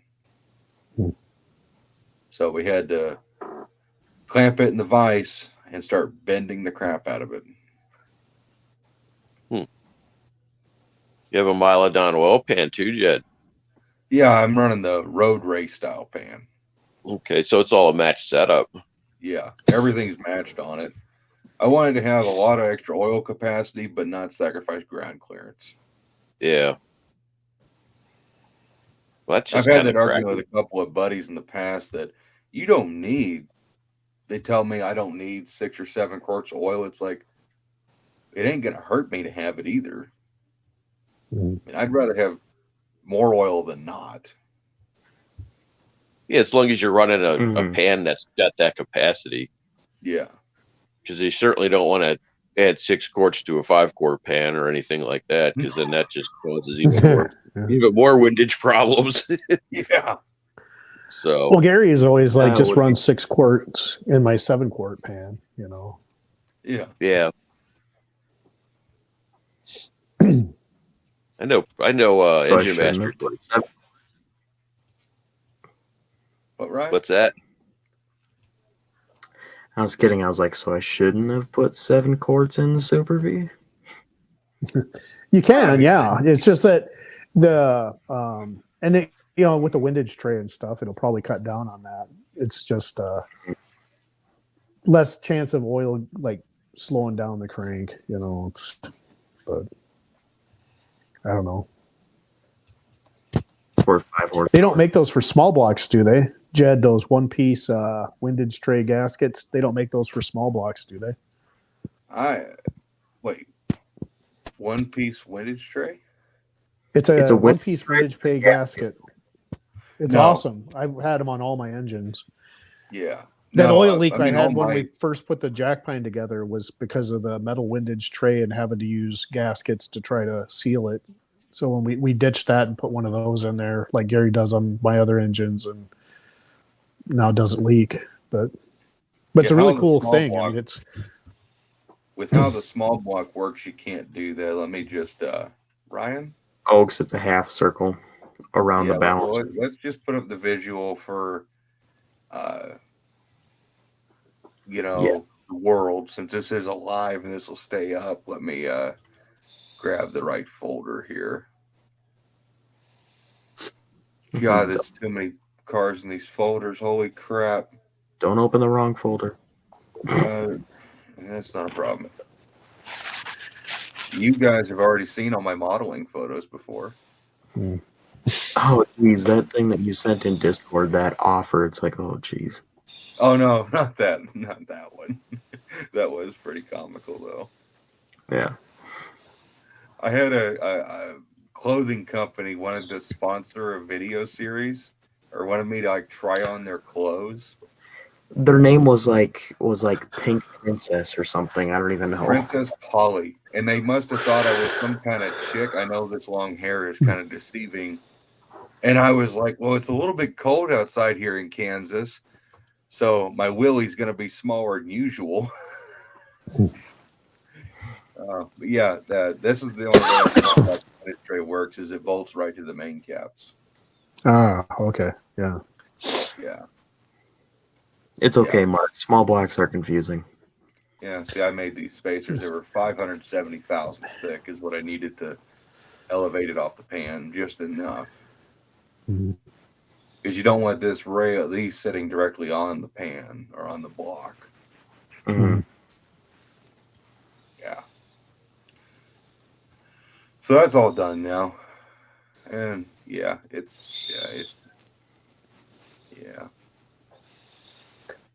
So what are you going to rev that thing to? Well, it'll be interesting to see what it wants to rev to. The cam isn't huge. It's only a 573 lift and 255 degrees of duration at 50.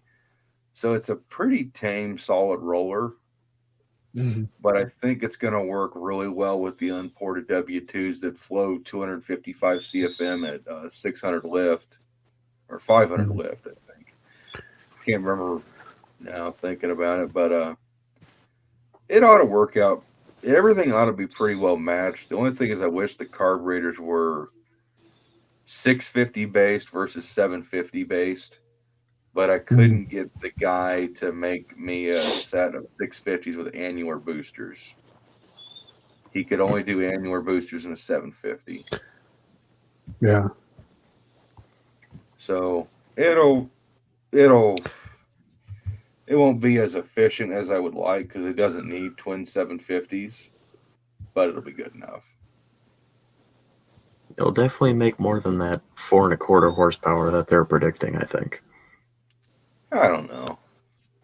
Well, it would have to, because that 340 that I did was stock. I mean, stock a lot of stuff. The heads were just mildly touched up and ported and slightly larger valves. And the intake was just port matched to the heads, which it was just barely cleaned up. And it was a single plane with a 750 and like a 490 lift cam. And it made 415 horsepower and 430 torque. I mean, it'll be interesting to see what it does. Yeah. Typically, if Mark or Bob say something, it's kind of pretty damn accurate. They both build enough engines. Oh, yeah. I think they were expecting more out of these heads, even in unported fashion. Mm-hmm. I think they were both expecting like 280, 290. But I don't know. I mean, I guess we will see what happens when it's done. But you have to run special headers with that, Jed. Yeah. Yeah, it's So like with my W2 heads, they share LA pattern and the W2 pattern. So I could put LA headers on my engine, and I was going to do that until I saw the port mismatch. I took a pair of LA exhaust gaskets and laid them on my ports, and it was so bad I about threw up. yeah. Well, I could tell by the pictures. When you had the pictures there, I was like, well, those ports look a lot bigger than a regular LA engine do. Yeah, they're completely reshaped. All the intake and exhaust are completely reshaped and better. So I only had two options for headers. One was Headman, and their headers don't work with a column shift or with a road race pan. So the other option was TTI because nobody makes W2 shit anymore. I called him, and funnily enough, the guy I was sitting there talking to him. It's like, so these W2 small block headers, I need 1 3/4 inch diameter primaries. That's what we spec'd out would be ideal for this engine.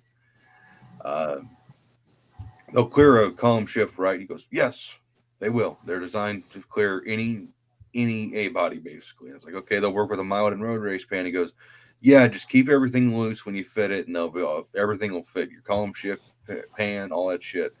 I said, okay, cool.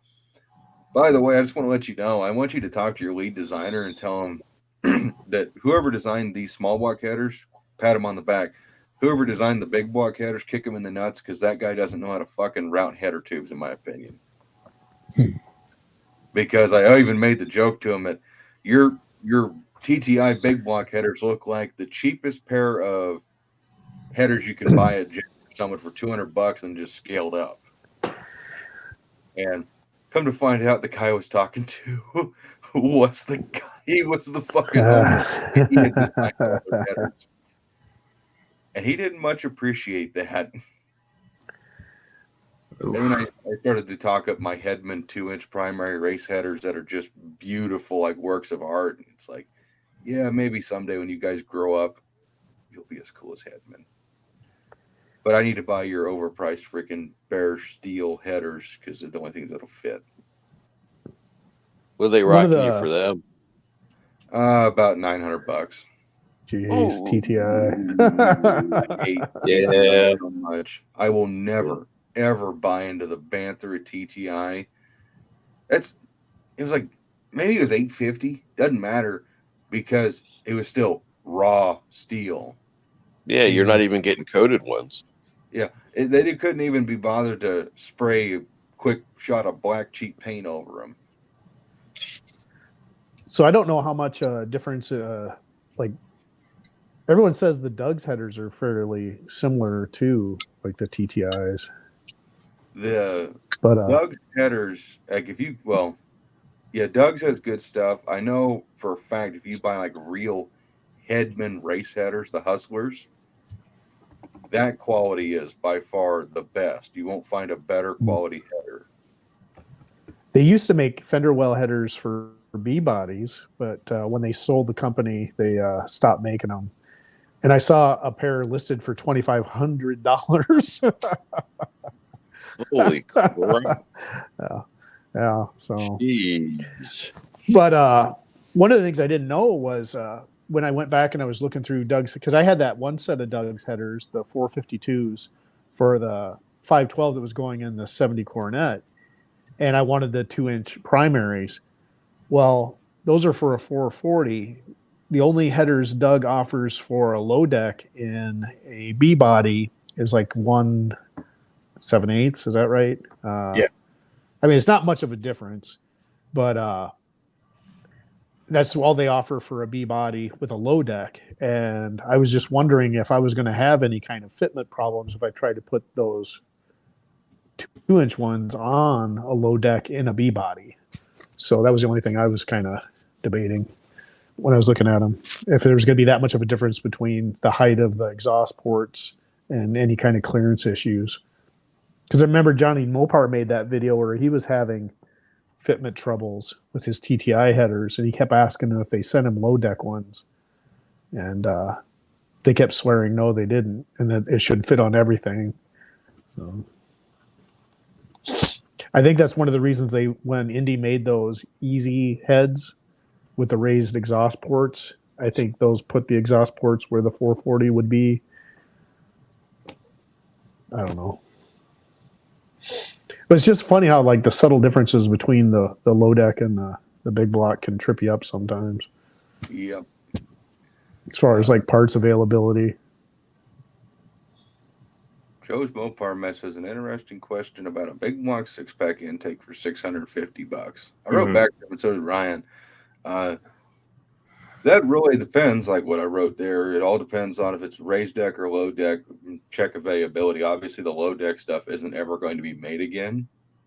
From my experience, which is limited, I've never dealt with a raised deck 6-pack intake, but I sold a low deck 383 or 400 6-pack intake, a DP6B from Edelbrock is what it's called. I sold one for $600. Yeah. My biggest thing is, unless you plan on running a 6-pack, I wouldn't waste money on it. And then also keep in mind the price of the carburetors to fit on it, whether or not you go stock or if you go performance with mechanical setup. Mechanical setup is going to be real hard to find a set that are actually already set up. So you're going to have the price of, you got to find the carbs and then you got to do all the work to make them work together. So it's a lot of other recurring costs. If you just wanted to have it, I wouldn't pay $650 for it. But if you plan on using it, it'd be better than $500 regardless. And if you buy it, just send it to Chris Testa here. He's a 6-pack guru. Oh yeah, I remember GM that. guy. Oh God. Or do How do you like the 6-pack, Chris? What's that? How do you like the 6-pack? I mean, when I put that mess together, he got me. I can't remember the name of the company that makes the pieces for it. And when we initially put it together, he gave me these where on your outboards where your jet plate would be. He gave me these plates that would go in and that you could put a replaceable jet in. Well, when we read the instructions, there's a backup plate that goes on the back of those. And it tells you to remove that plate in the instructions. And I read it like 4 or 5 times, and then Tom read it 4 or 5 times, and it said to remove it. So we removed it. But the problem is that when you remove that and you put that plate on there, you're just putting it against that gasket. Well, then it's pulling from all the other passages. Well, we couldn't get that thing to run worth the shit because it just kept sucking fuel and loading up and carrying on. So we ended up taking all that bullshit off and putting all the stock crap back in it. The only thing we did leave in is he bought these adjustable, he's got base plates with adjustable, you can adjust the air bleeds on the outboards. Which is nice, I probably would have just put those on and wouldn't have messed with the other thing. But I mean, once we put all the stock crap back in, all we did was jet it up 2 sizes on the primary one. And we messed with the power valve, and then that was it. It actually works really good, and it's still vacuum. It's not the mechanical setup, but it doesn't bog or fall on its face or anything. I mean, it works. It works real well. And I don't know if it's a step and shit type thing or, just happened to work. Because I thought for sure we were going to have problems with bogs and everything else. But no, it doesn't lay down or anything. It's actually pretty impressive. But I won't put that stuff back in. I'd be kind of curious what happens if you put that plate back in and see if that might have solved it. And I was going to do that, but these carburetors, the problem is that plate's a little bit thicker. And the problem is that the threads where the plate goes in at, somebody had already been in there monkeyed with these things. Oh. And it was tough because the plate was thicker. And if I'd have put that backup plate in, I was afraid that we were going to start stripping screws out. And I was really happy when we put the stock stuff back in, because then I could actually tighten everything. Yeah. You know what I And mean? that zinc alloy those carburetors are made out of is not strong in the slightest. Oh no. Yeah. I actually I did a video, it's one for tomorrow, where one of the satellites front 6-pack carbs, the float bowl screw magically stripped itself out, so it was leaking fuel, like there wasn't even a screw there. So I went through the internet and found a helicoil kit, 12 by 24, I think is the thread pitch, and grabbed a spare 2-barrel, chucked it up, and did all the tests to make sure I was going to do this right. And helicoiled my first main body. That was stressful. Oh, I'm sure. And I didn't want to. And I mean, now it seems to be working. They work okay. Now the problem is that when we tore it down we tore them apart the second time, and even the first time, I got they gave us decent gaskets, because I even had to put the stock metering block back in. I forgot, because he gave me a replacement metering block for the center carb, and we actually took that out and shit canned it and put the original one back in. But the gaskets he had was like a high grade standard ignition carb kit. They had these real hard black plastic freaking gaskets, and that's what he had. So now the damn things are leaking because you can't get the gaskets to seal up on it, because he didn't give me the nice blue Holly ones and stuff. So they might have to come back apart, and I'm cringing because I don't really want to take them back apart again, because I'm afraid we're going to start pulling threads and everything else. So luckily, I got the helicoil kit for you. Just have a good drill press and a lot of patience. Yeah. Well, he wanted me to take the diaphragms apart, and I'm like, "You're crazy." Oh, hell no. And I said no. I said, I put the freaking vacuum pump on them, and they held vacuum. They're not leaking. I said, I'm not touching them. I said, I am not pissing with that. I said, and then I know the guys because I read a lot of 6-pack stuff, and guys will tell you to change the springs, but they don't tell you to go like real radical on spring changes with them. Then some of them even tell you just to leave the stock springs in. And I said, I'm not even taking that apart. No way. I said, they work. We're leaving that alone. That's my biggest gripe towards, I got a number of gripes against secondaries, but trying to reassemble that stupid diaphragm. I can't tell you how many times I've accidentally pinched that gasket or got moved around and got sucked down in.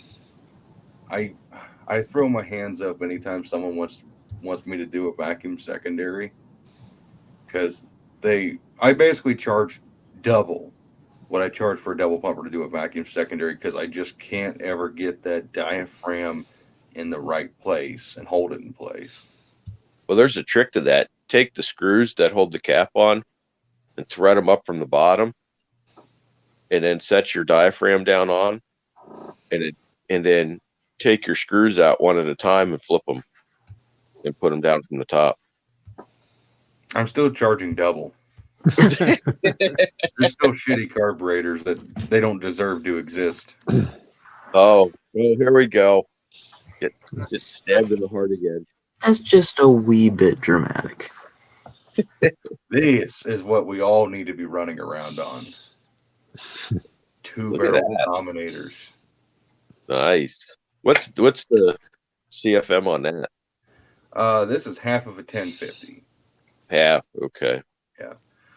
This is actually given me by my machinist. 525, yeah.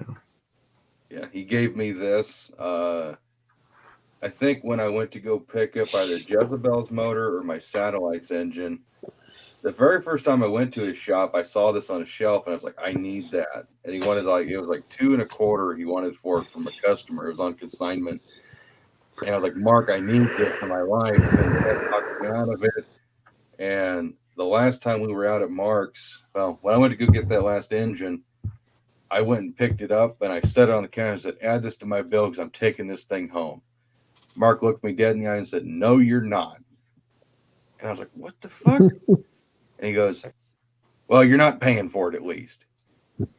And I was like, what the fuck? What does that mean, Mark? He says, you can have that piece of shit. You've been eyeballing it every time you've come in here. Just take it. Get it out of my showroom. And I like the to. same thing happened when we went to go pick up the 340. He had one of those little red triangular MSD coils, those real high-powered ones. I can't remember what they call them. Oh yeah, I know what you mean. Yeah, they're like $150 or something. They're quite expensive for what they are. And he had $50 on it, and I set it on the counter and said, add that to my bill because I'm taking that home this time. We need to have an extra one. And he goes, oh, you want that? And I was like, yeah. He says, and he hands it back to me. He says, put it in your pocket. You got to have a good machinist, I guess. I'd like to see somebody put just for the heck of it, because I think it would be just funny looking. Needs to put one of those 2-barrels on like a slant Super 6. So I actually have the starts of an adapter. Not for that, but I was going to, on my Dart, I was building an adapter at a 1/2-inch thick 6061 aluminum. Or no, it's inch thick. An adapter that would adapt that 2-barrel to a 4-barrel flange. I just don't have a way to actually cut out the center. I got everything done, but I can't cut the center out because all I have is a jigsaw. That would be fine. Yeah, I like Just to do it more precise. Just drill 4 decent sized radius holes in the corners and start filing. Do you know how big these butterflies are, Ryan? I mean, make like a rectangle. I know it wouldn't be exact. I know you probably want the exact size holes or whatever, but if you were just make a rectangle open plenum. Yeah. Turn it sideways. Set it on the intake sideways. Run it sideways. Yeah, run it sideways. I also just noticed that there's a crack that formed. Someone must have dropped this outside and didn't have the balls to tell me. I think that's a crack.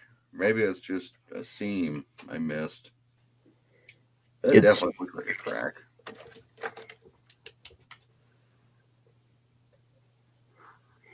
So I had to weld these ears on because didn't have nothing there. Had no way to mount the backside of it. But they bust them off. Well, when you saw it in half, this is where there's like a core plug that goes on each end of these shafts. Okay. I think that's where like the axle sits that actuates this linkage internally. Oh, for the secondary side.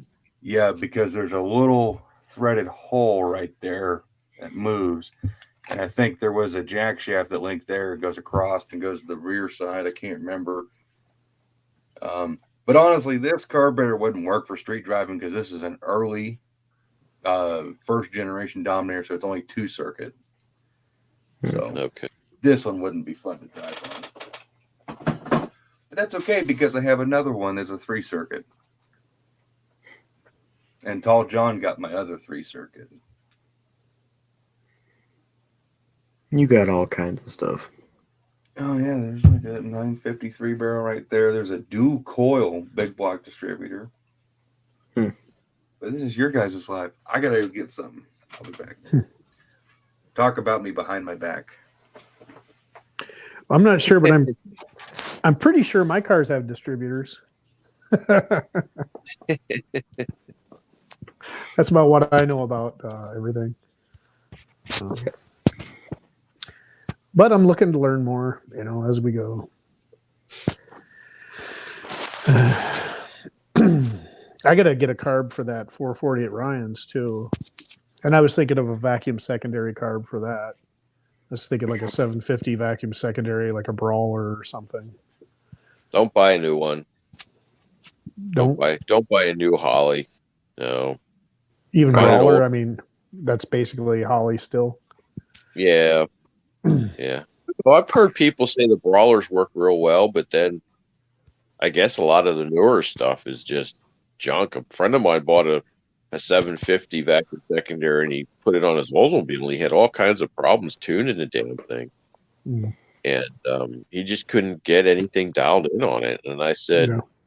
and I have an older one sitting on the shelf, and I said, put it on, because I wanted to see if there was a difference. I wanted to see if it would run better with the older one, Yeah. because I'm sure they've made so many iterations of that carburetor. Yeah. I'm sure they've made changes to it. Well, Ryan can attest to this, and Jed even made that one Holly video, how crappy they look. Those 750s I got for my blower engine, that thing looks like a piece of shit.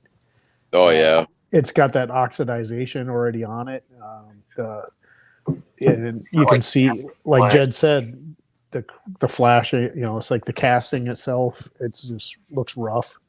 I was really disappointed. I was going to send them back, but I'm like, you know what, I'll just use them if they work. But it's funny because I have a 600. I have two 600s out here in their Ford applications from like a 59 Thunderbird, and they're just little 600s. But I mean, if you look down the barrels, I mean, you don't even see any kind of, where they molded it and stuff. You don't even see anything inside the barrels on them. I mean, and they're not polished. They're just stock. That's how they were made. And even my old 780, because I run a 780 on a Chevelle, and that's as old as the freaking car is. yeah. And you just don't see that kind of crap. And then you look at the new ones, and it's like, what the hell? It just seems like the shit just got worse as they progressed on and on and on. It'd be interesting to see that new Edelbrock carb. Do they offer a vacuum secondary version of that, or is it just that I don't double believe pumper? Just a double pumper. Yeah, 'Cause then- just a double pumper. but I wonder. I don't know if you might be able to get away with the double pumper on that because it's a stick. Yeah. It's still a pretty heavy vehicle. I have a 750 vacuum secondary I would sell, but I mean, What I was thinking too is take those carburetors to Mopars in the park and try to pass them down the road and recoup some money, Yeah. and then buy some new. And Jed will love this idea. I've been toying around with the idea of E85 for the blower motor Mm-hmm. because I was watching that Engine Masters thing where they showed it was almost like 100 horsepower because it helps do away with the heat and everything that the Roots blower makes. Oh yeah. And we have E85 all over up here. I mean, every single pump. You'd have to test it to make sure it's good quality, but and I'd need more of a fuel pump because it's gonna. Yeah, you're gonna need a lot of fuel pump Yeah. in order to run that. I don't know. I know Quick Fuel used to make an E85 carburetor, but I don't know if they still do since Holly bought them out. Well, AED did that. If you guys watch that street racing channel in the Old Man's Garage, he swears by those AED carbs. Quickfield got bought out by Holly, so I kind of wonder. I know I wanted to keep that 850 double pumper that I sent off with my 512. I tried to talk Andy out of it when we were getting the jack pine running because I'd love to see what that carb. It's a 950 on the jack pine, but Yeah. But that was a pretty cool carburetor. Chris, what do you think of these carbs? I can't believe the amount of work that's been done to these. They've been blended. Yeah, those they blended 660 they're center squirters. I was going to say 660 center squirters. No, there's No. 600 vacuum secondary. Oh. That's funky how they drilled the boosters like that. I've never seen that before. They did a nice job of blending the barrels in too. Yeah, and they epoxied these holes like where the choke linkage and stuff went through. I mean, they did a really good job. It looks nice. Is that what's on that tunnel ram, Ryan? Yeah. Yeah. Mhm. Oh, they're what? They look like 600s. Yep, they are. Okay. Was that tunnel ram painted at some time, or is that just the lighting? It's the lighting and it's a little dirty. Okay. Yeah, they look pretty nice. 600s usually work pretty good on tunnel rams. It looks versus good. that. It looks good on your engine, Mark. Yeah. Well, Big. you know, since they're sitting on my engine, I should kind of has to go with it now. Stick out of the hood of the truck, you know. That truck. There's Hey, there's my truck in the background of that picture with the. Yeah. with the road Yeah. on. Is that an Edelbrock or is that a YN, Ryan? The tunnel ram. Yeah. It's a YN stage 2. Okay. Seems like they make a better street tunnel ram versus the Edelbrock. Mm-hmm. I still loved I've never done tunnel ram before. the engine that set me down the path was that 400 mud truck engine that I got when it had that 512 with the tunnel ram and the Predator carburetors. And it had Predators. it had those stacks that were like the velocity stack with the air cleaner on top that were like another 6 inches high. I had it sitting. I had one of those roller engine cradles for it, and that engine was sitting there with the tunnel ram, the carb, and the air cleaners on it. And I had it sitting next to my satellite. And if I rolled it to the front, the air cleaners would still stick out of the hood with the engine sitting basically on the garage floor. That would have been like the best combination to take. My uncle had a jet boat with those Predator carburetors on there. It was like a tunnel ram to like 460. And I always liked it because they had an eagle on them. Yeah, they had the big old eagle right on the front of them. And those mud truck guys, they love those Predator carburetors. Yeah, they were the big shit back in the day. I remember back in the 80s when they came, when they were pushing them things, boy, and they'd flow from 500 CFM all the way up to 900 with it was changes. crazy. Yeah, it was like this adjusting Venturi and stuff. And I took one apart in a video back when I really didn't know what I was doing, but they were so simple I could figure out kind of what the parts were and stuff. Yeah, the problem is I don't think you can get anything for them anymore. Like there's like one place that was still selling stuff that you could get. Oh yeah, yeah. There used to be a guy that. Go ahead, Mark. No, you. There's a guy that had a Cutlass that ran around here, and he had a Predator on it. Yeah. And it's pretty funky because he popped the hood, and there's this big square box sitting on his intake. Yeah, they're not the prettiest, but they definitely make a statement, you know. Yeah, and they seem to work all right. I mean, you know. Well, there's a SV. There's another like a Holly looking Venturi carburetor that kind of works like the Predator. Oh, really? I forget. I ran across it when I was looking at Predators and stuff. But it's kind of like the same principle, but it doesn't look as ugly as the Predator carburetor. Okay. Yeah, they just don't look good. Yeah. Predator they do now though. I mean, if you were building if I was building like a ratty muscle car or something like that I was going to take to No Name Nationals with a tunnel ram, and I could have Predator carburetors on there, you know, the wow factor, you know, that would be cool. The wow factor, you know. Peter North is in here again. Oh yeah. I need those things. I need Jed to come back. Jed knows how to deal with this guy. Yeah, the Predator has its history from back in the early 70s, from when it was like the Keldig carburetor. And it was the same principle, and then Predator took it and they actually refined them a little bit better. But I've read articles on that carburetor too. Yeah, I got into reading about them and stuff, and I came across that stuff. And I actually bought like the Holly handbook, that little red book. And then I bought Vizard's book on how to like tune Holly carburetors. And Joe gave me like a 650 or something Ford vacuum secondary carburetor that's a Holly style that I was going to take apart and kind of play with.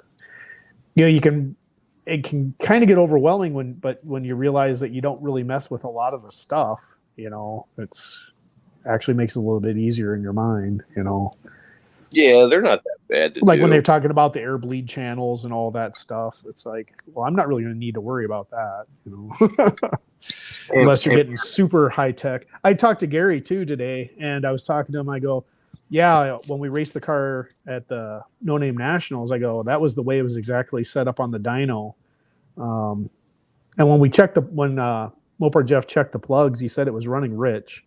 But anyway, Gary laughed and he goes, yeah, if you want to mess with all that stuff, but he's kind of like, just leave it as it is, Hey, Yeah, Mark, you could probably dial it in and pick up a little, but yeah, a but lot that's of his work that's to his point. Yeah, that's his point.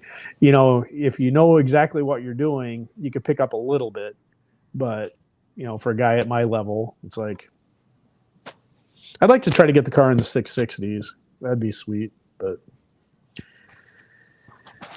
when Joe had his video, it showed the times what Poor Boy ran when he ran against Joe, and he ran like a 6.7, and Brewer's Performance ran like a 6.7,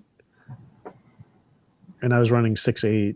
So I'm like, well, you get your suspension straightened out, you probably will. You might hit that number. yeah, I think we got some tweaking to do. Might add some clamps to the front, and then maybe take some off the back. And Gary's the same. Gary's the same plan about not doing both Gary and Mopar Jeff are against pinion snubbers, and then I've got like two other guys that are use a pinion snubber. Mark, are you reading the comments at all? Which one? He said, "You know what they say about Bigfoots, right? Bigfoot." Who said that? Peter North. Oh, Hey, Jed, we got Peter North back. No shit. he's going by good looking honky right now, though.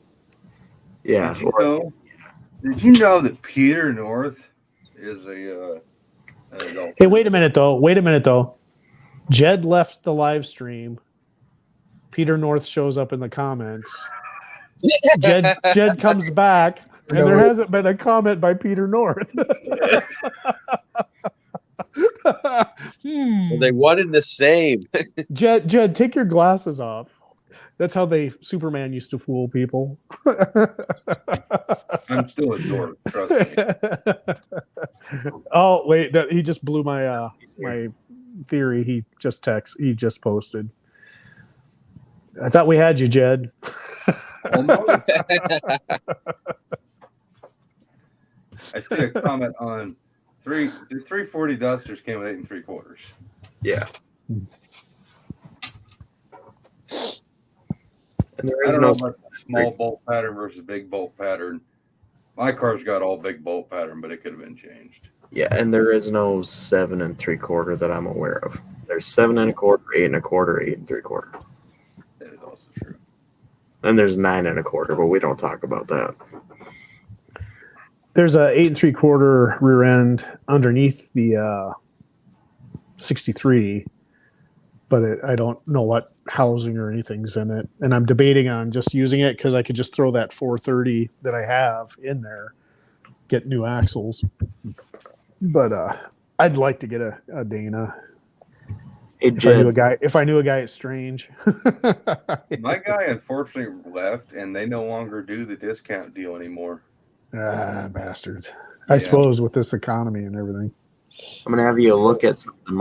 I know you don't like them, but my tunnel ring carbs, we were looking at that when you were gone briefly. First of all, look at the quality of work they did. Second of all, why did they drill the boosters? I can't answer why they drilled the boosters, but I will say I have done main bodies like that before. I wouldn't waste my time on. I mean, if you're going to do a set of vacuum secondaries, at least do a pair that matter, some big ones. But I mean, like, that is a lot of work indeed. Yeah. To do to a pair of carburetors that are worth. But for the power range Ryan's going for, that's probably a decent setup, though, right? I mean, two 650s on a Would 600. never purple. recommend And you're her. running the purple. You're running the purple cam in that, aren't you, Ryan? Yeah, 509. Yeah. I mean, if you want a fair answer, you ask Chris. If you want my answer, no. Chris will be much nicer about those carburetors than I will be. Because as far as I'm concerned, it's just like the latest Roadkill Garage episode where they say the best sound a Slant 6 makes is when it bounces off the bottom of the dumpster. Yeah. That's what I say about vacuum secondary carburetors. I just Jed's thought not a fan. If you really are going to be serious about racing, though, Ryan, what you're going to want to do is get a couple of quadrajets and put on there. Oh That would God, be better. That'd be better.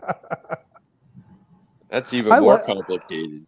I do like the quadrajet, though. They sounded cool, like on my Pontiacs. That my '73 Firebird had one, and whenever you would kick it down, and that big secondary would open up. Oh yeah, when they work good. It's just Yeah. it's getting them there. Yeah. Hey, Jed, do you have an answer for Joe's Mopar mess about a Duster 340? So if buying a used Duster is a 340 worth $2,200 more than a 318, is the That's- question? That's phrased a little funny. Can you clarify? Yeah, is the question? Is a 340 Duster, or is a Duster with a 340 worth $2,200 more than a 318? Kind. It depends. If Brian was saying get a set of 660s, is that what he's got on his tunnel ram? That's what Brian has, and that's what's on the Barracuda. I would like to see what a set of 660 center squirters would do on like a blower motor, because that's what they used to run, right, on blowers and tunnel rams. Yes, Jed. Is that what you're running? You have watched any of my videos, you would know how a pair of 660 would run on a blown engine. That's what you have on there? I guess I didn't pay attention to the carbs. I only made a complete video just about carburetors fixing them. Thanks, Mark. Now I know where I land.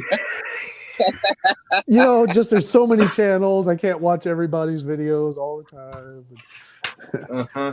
I still take the time to watch all your videos, like once a month. The last two videos I've not liked that I put out, just like I said, they're placeholder videos. Because if you don't post, then you kind of drop off your momentum. But no, to answer the question you had, I'll get back to you, Joe Mopar Mess, here in a second. 660s are actually about the perfect carburetor for a blower because they have no power valves. Mm. So you don't have to boost reference them. Yeah. You don't have to drill the damn main body and ruin the carburetor putting that pipe in there.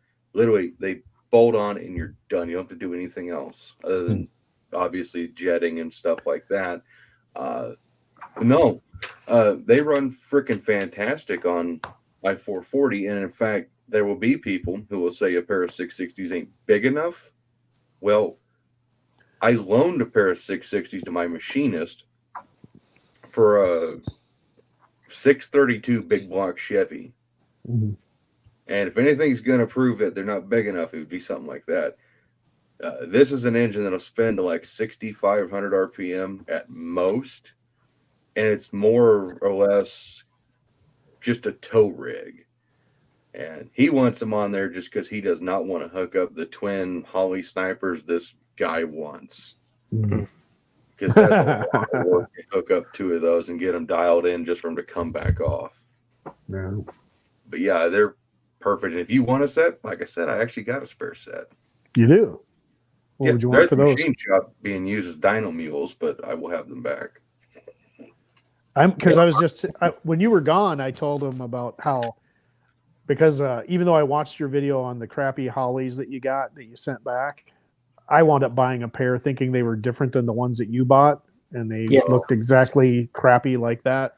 And Ryan can attest to it because he's got one on his Super Bee right now. So I was going to pass those down the road. And Sell then, me your 50s and buy Jed's. yeah, no, I'm serious. Oh, I'll buy them and then try to sell the 750s like at Mopars in the Park or something. I'll buy them. I need them. You want both of them? Well, I need one for the 71 Roadrunner, and I need one for a potential project that we're not talking about right now that nobody knows about. So Jed, how much do you want to charge Ryan for my 660 center square carburetors? I think we should start at $2,000. Yeah. So Ryan, that'll be about $2,000. And a PP touch. Yeah, you got to close negotiations with Jed quick before that comes into the options. Jeez. By the way, Mark, you agreed to that. I'm gonna. No, hold you I to did. that. I did not. You added it after the fact, and that's why I'm like. And then you said okay. I did not. I'll read it to you specifically. It's right here. Okay, right here. I got the The replay. After I told you $600, you said done. Thumbs no. up. So it says, "Is it too late to get a PP Touch in on the deal? Laugh my ass off." And I wrote, yes, it's too late. Well, you didn't write. Yes, it's too late. You No, just said, yeah. but I'm answering the text above it, which is stating, "Is it too late?" Well, and you the didn't answer is, address the text. yes. You just straight up said yes, which means okay. I will No, touch it. no. You're reading it wrong. I think in a court of law, it would hold up that I'm right. Let's talk to the council here. What does the council have to say? Well, look at it this way, Mark. It's probably just like touching the skin tag. So you'll be like, I didn't know Chris had seen my OnlyFans page, but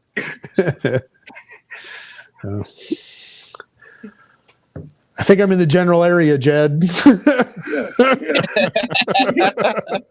I feel a little bump. What is that? You're gonna get riled up.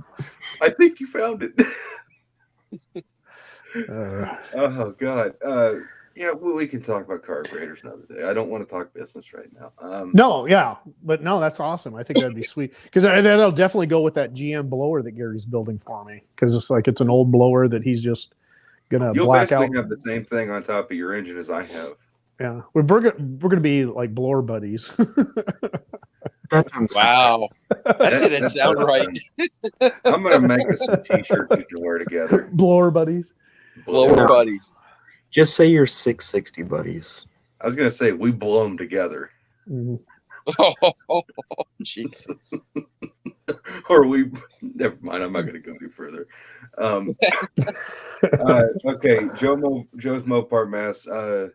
As far as your 340, think of it like this. What's a 340 worth? A lot.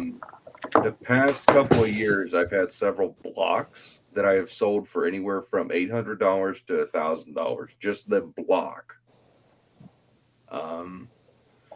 A complete 340 is worth quite a bit of money. It depends if it's worth it to you. A 340 is one hell of an engine. It will always be worth significantly more than a 318. A 318 will never be worth more than the good cylinder heads that are sitting on it and the guy who just needs an engine to run. You can make a 318 good, but a 318 will never be a 340. Just like you can have a 440 and have it built to beat the dog crap out of a 426 Hemi, but it's still not a 426 Hemi. At the end of the day, the big block wedge is just that, and it's only worth X amount of dollars. It will never be the big dog. So with that said, what's your end goal? Because if you care about having a 340 and it's an investment, then yes, it's worth that much extra. But if you don't give a damn about that and this car stays with you forever and you just want to make a driver or a race car, it really depends on that. I mean, is it a real 340 Duster? Like, the only reason why I'm putting a 340 in my Dusters, it's a real 340 car. So I cared enough to keep one to build for the car. Yeah. Okay. What do you guys think? Yeah, everything you said, and plus just the shape of the Dusters. You know, I'm like if it's not a real 340 car, but the 318 car has a much better body that's more solid, you know, and then you're starting off where you don't have to, what's your end goal? Do you want a nice body with a decent engine, or do you want the hot rod engine and then the body secondary?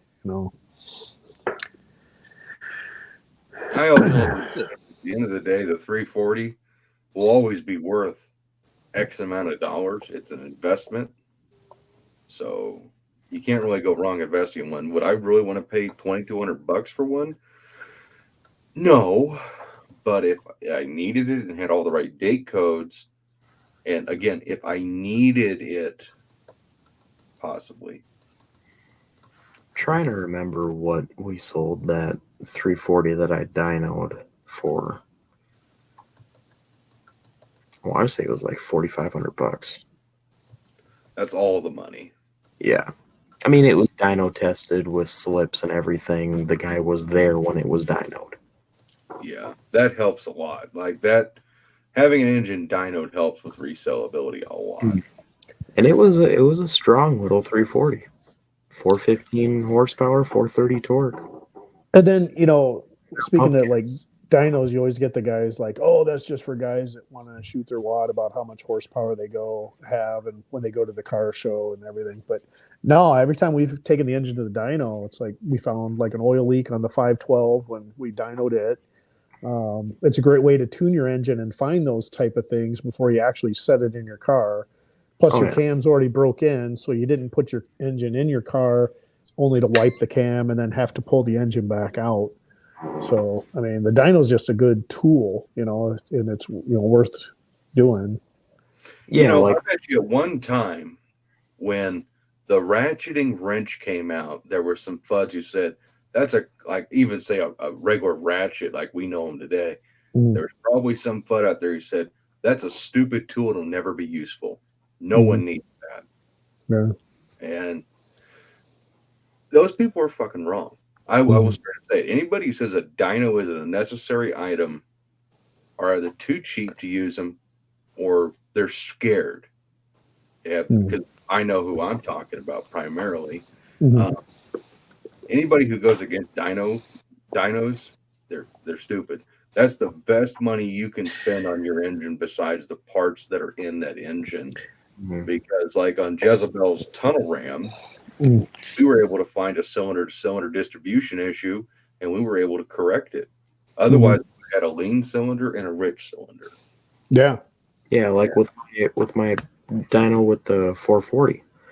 I wouldn't have dynoed it, would have just put it in the car. There's no way I would have set the timing to 29 degrees. Yeah, and then the biggest factor for me, the end-all be-all to argument, if you're running an automatic, when you dyno it, you know where you make your peak power and torque. Makes picking a torque converter a hell of a lot easier than guessing. Yeah, we custom spec'd the one for the jack line, and then there's always like, well, what correction factor did you use on the dyno? And it's like, and everyone's always like, trying to like, did you fudge the numbers, this and that, and the bottom line is what we dynoed my engine at that's in the jack pine. The car's running consistent times with what the engine dyno said that it was making at the crank. So I'm putting a little over 500 to the rear wheels. And, by the time you figure out drivetrain parasitic loss and, all the different things, and the car's got a little bit left in it. So, I'm happy, and like I said, we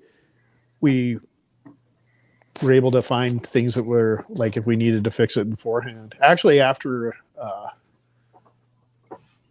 it was the 500 that had the leak on the oil pan with the metal windage tray with the regular gaskets.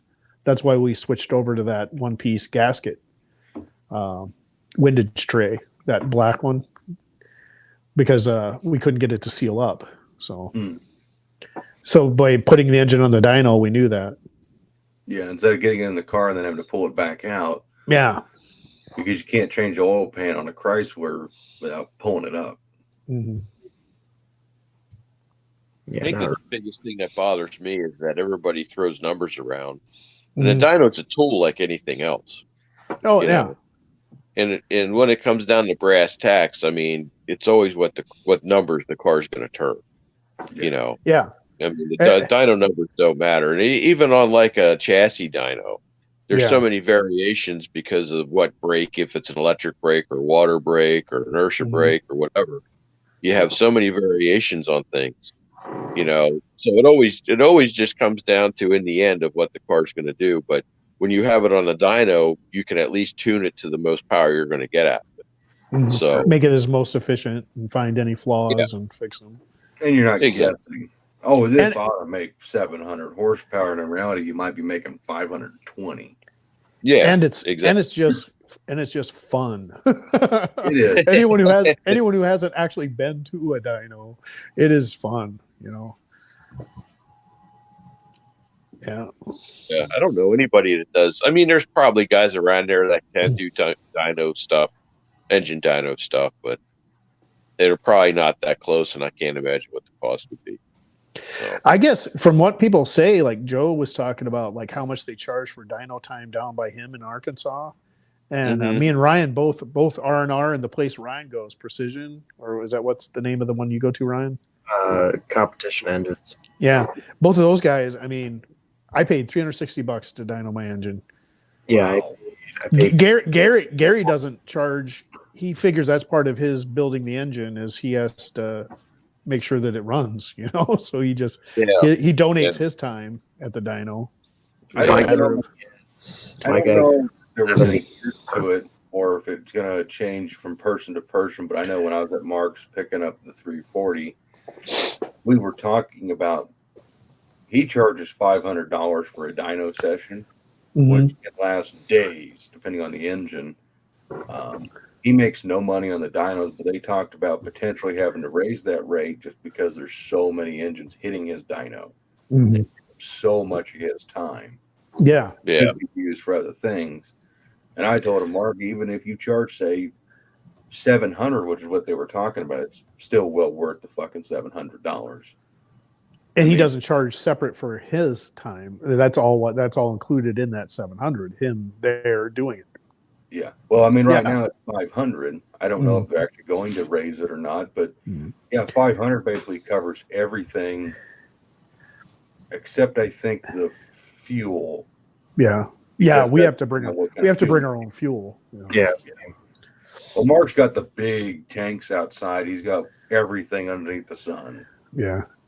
Well, and he's such a known name too that I mean, I can't believe he's charging that little. I mean, when you're Yeah. building high end race engines like he does, I don't even know if we got a guy well, we have some guys that chassis tune, but the problem is that they're more keyboard warriors because they work with fuel injection. Yeah. So then you got the problem where you got guys that don't know carburetors. So kind of makes it difficult sometimes. I didn't see any, like someone talked about like taking the jack pine to like a chassis dyno, and I'm like, well, I already did at the track. Yeah. That's true. Yeah. So, I mean, you can just do the math backwards and figure out, about what you're putting to the wheels, I mean, granted, Yeah, I mean, it doesn't make sense with a carburetor to try to tune the carburetor on a chassis dyno before you go race because, you got all the different factors, Oh yeah, that all changes. I mean, Yeah. your barometric pressure, I mean, your altitude, everything. That all temperature, that all goes out the window. That all changes. Yep. Oh, my God. The 18. What a motley crew. Jed, are you not Standing wa- by the wagon of all things yet. Yes. I think Jed doesn't have his glasses here. I do. Oh, it's just hard to see. Yeah, Because everyone keeps looking at me over there in my that's true. my That lying Mr. Bigfoot's saying he's 5'6". I'm 5'8". There's no way. Marty is like 5'8". Look at him. Look at how short he is. He's Well, when cute. he's standing next to me, my 6'2". You're standing on your back leg there, Jag. So that's probably why I'm close to the same height. Oh yeah, I guess I'm not. Yeah. Yeah, you got your legs spread, you weirdo. Oh, I and was gonna put a little flex on you, Jed. Do one of these. Oh, there you go. And people would be like, "Holy cow, man, Bigfoot's jacked." Well, I see you got your chest puffed out. Your chest puffed out there a little bit. It's just my man boobs. This was a fun night. That Me and was- Mark broke the carousel thing. Yeah. I still got that video, Ryan, so you got to be nice to me. Yeah, Jet made Right. it a short. Write it, Ryan. Write it. Jerry still got the video where Ryan's doing the worm on the air mattress. Oh, I wasn't there for that. Oh, Yeah, you were asleep. You were all cozily tucked in your cocoon. that first night that I tried to sleep there, and I mean I did, but that was awful because whatever, like the temperature of the air, whatever, everything got covered in this like thick layer of dew. I woke up like my back that was on the mattress, like, and everything around me was completely soaking wet, and I'm like, ugh. And the irony is, we had that shelter, like that shelter tent, like behind us. We could have easily have put stuff under that. Because yeah, I didn't notice that. I was so tired because I drove all night and I hadn't slept, so I Yeah, passed out. I and slept tried to fine. sleep in Jezebel and then bailed out. Yeah, I was smart. I had a motel waiting for me.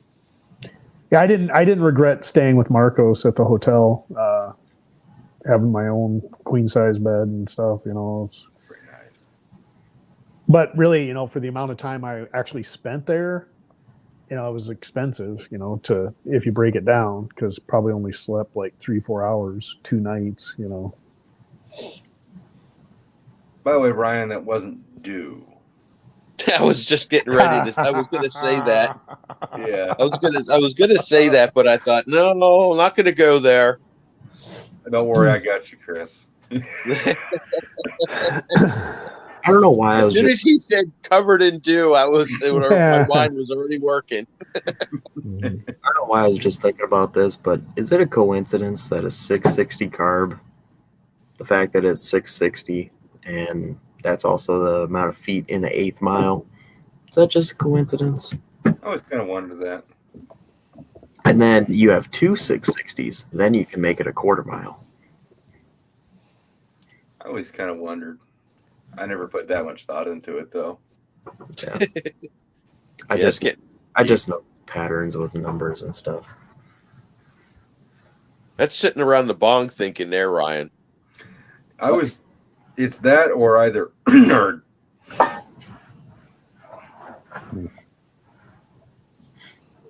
Oh, don't break out cats. Look, Ryan's got a little pussy. Might need to shave that one just a little bit. I mean, I'm not gonna shun anybody for that 70s style all natural, but that's a little too much all natural. It's a pretty cat. She's like, put me down. Ed Hackett said a while ago, wonder if the new style diaphragms will fit those 2300 secondaries. I don't know what kind of second. Are we talking like 6-pack secondaries? Yeah, the 2300s to 6-packs. Yeah, no, they don't fit. The 6-pack has its own diaphragm housing. Yeah, the 6-pack has 6 screws. It's like a hexagon bolt pattern. And it's And a I lot think- bigger. And I think there's a guy that supposedly makes them, but I don't know. There's only one guy I knew that made the diaphragms for like the 953 barrels, because those are even different from a 6-pack. Yeah. And that was the guy, God, what was his name? Mike at the carb shop in Missouri. Yeah, okay. It was like $100 a piece for the diaphragms because they had to be custom made. Oh my God. Mark's running away. Jeez, that's a big room. He just walked like a quarter mile. Yeah. Well, he's in the medical field. I shot him a price on those headers, and he just kind of like went for it. He didn't even haggle, and then he offered me the PV touch. No, he didn't. He did. I have the text message. It's interpreted. Oh no, Ed. The 6-pack stuff is completely its own. You can't. There's a reason why Holly used that big diaphragm. I'm not smart enough to tell you why, but it's supposed to be like that for a reason. I don't I think think the it's bolt pattern's right. I don't know. You might be able to lay a regular diaphragm housing up against it, but I don't think anything else will line up. Like the diaphragm itself, I think the arm might be too long or too short. I don't know.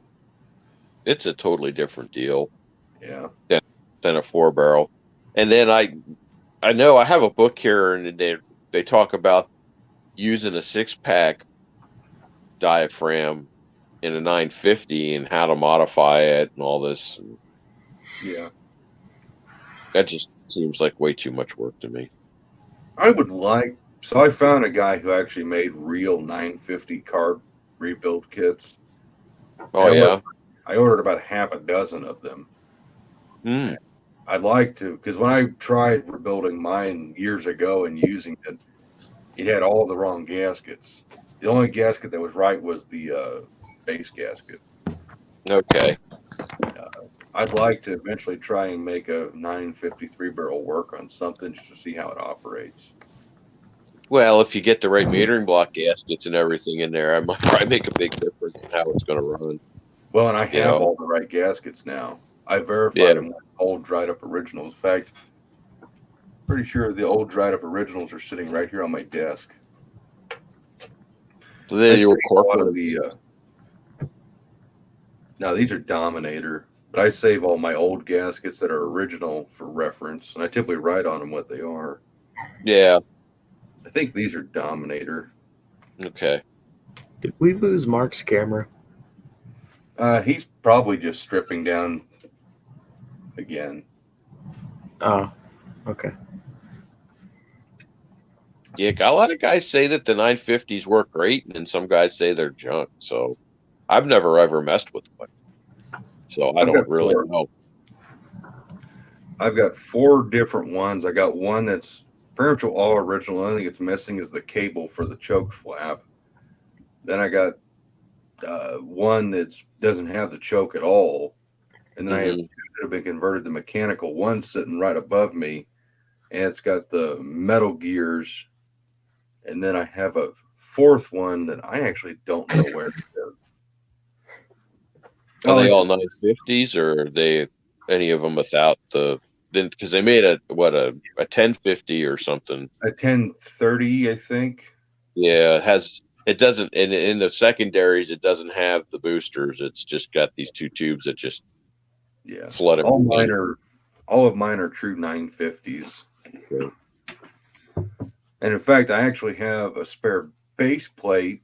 I remember Tony did a giveaway with one years ago because his base plate was junk or something, or didn't have a base plate. It's like, hey, I'll give the guy my spare base plate if he wants it. Never did anything with that. But I also have a real Holly 3-barrel spacer. Oh, wow. Yeah, it looks like a little cute little face. 3 barrels It's is funny just because It looks 780s. My 780s drilled for one of those somebody must have had a gear kit on it. And the choke housings drilled for where they put remember the old days they used to put the freaking squirter extensions. Yep. Yeah. My 780s drilled like that on the Chevelle. you can't see that. Yeah, It's all kinda funny.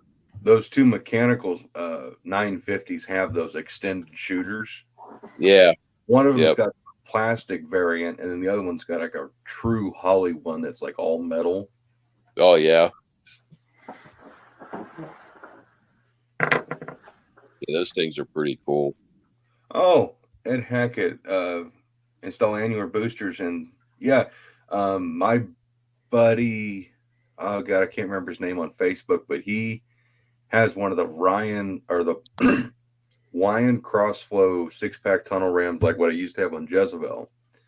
In fact, I sold him the intake, and then I sold him a 500 2-barrel to put in the center, and he put that setup 500 2-barrel 4412 with the 2 stock 500 2-barrel vacuum secondaries on that intake on his 493 stroker.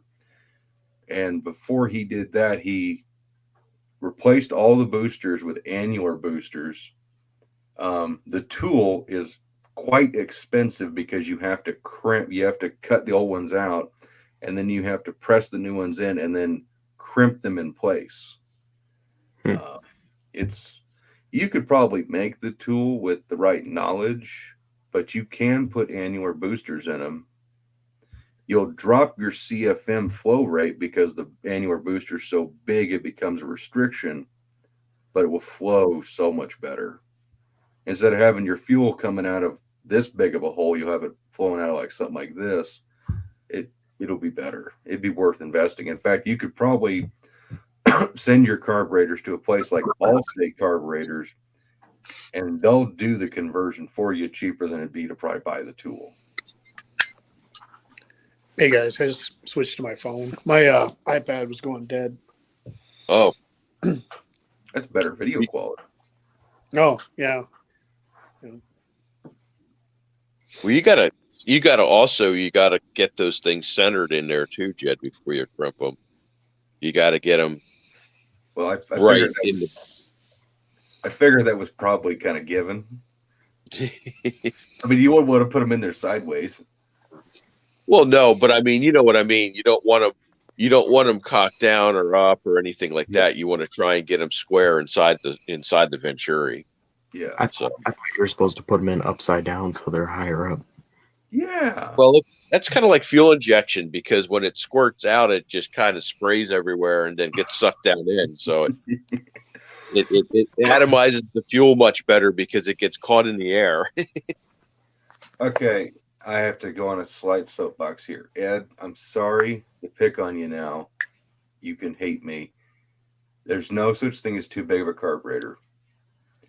And especially those, because they're vacuum secondary. So the engine is only going to let those secondaries open as much as it wants them to.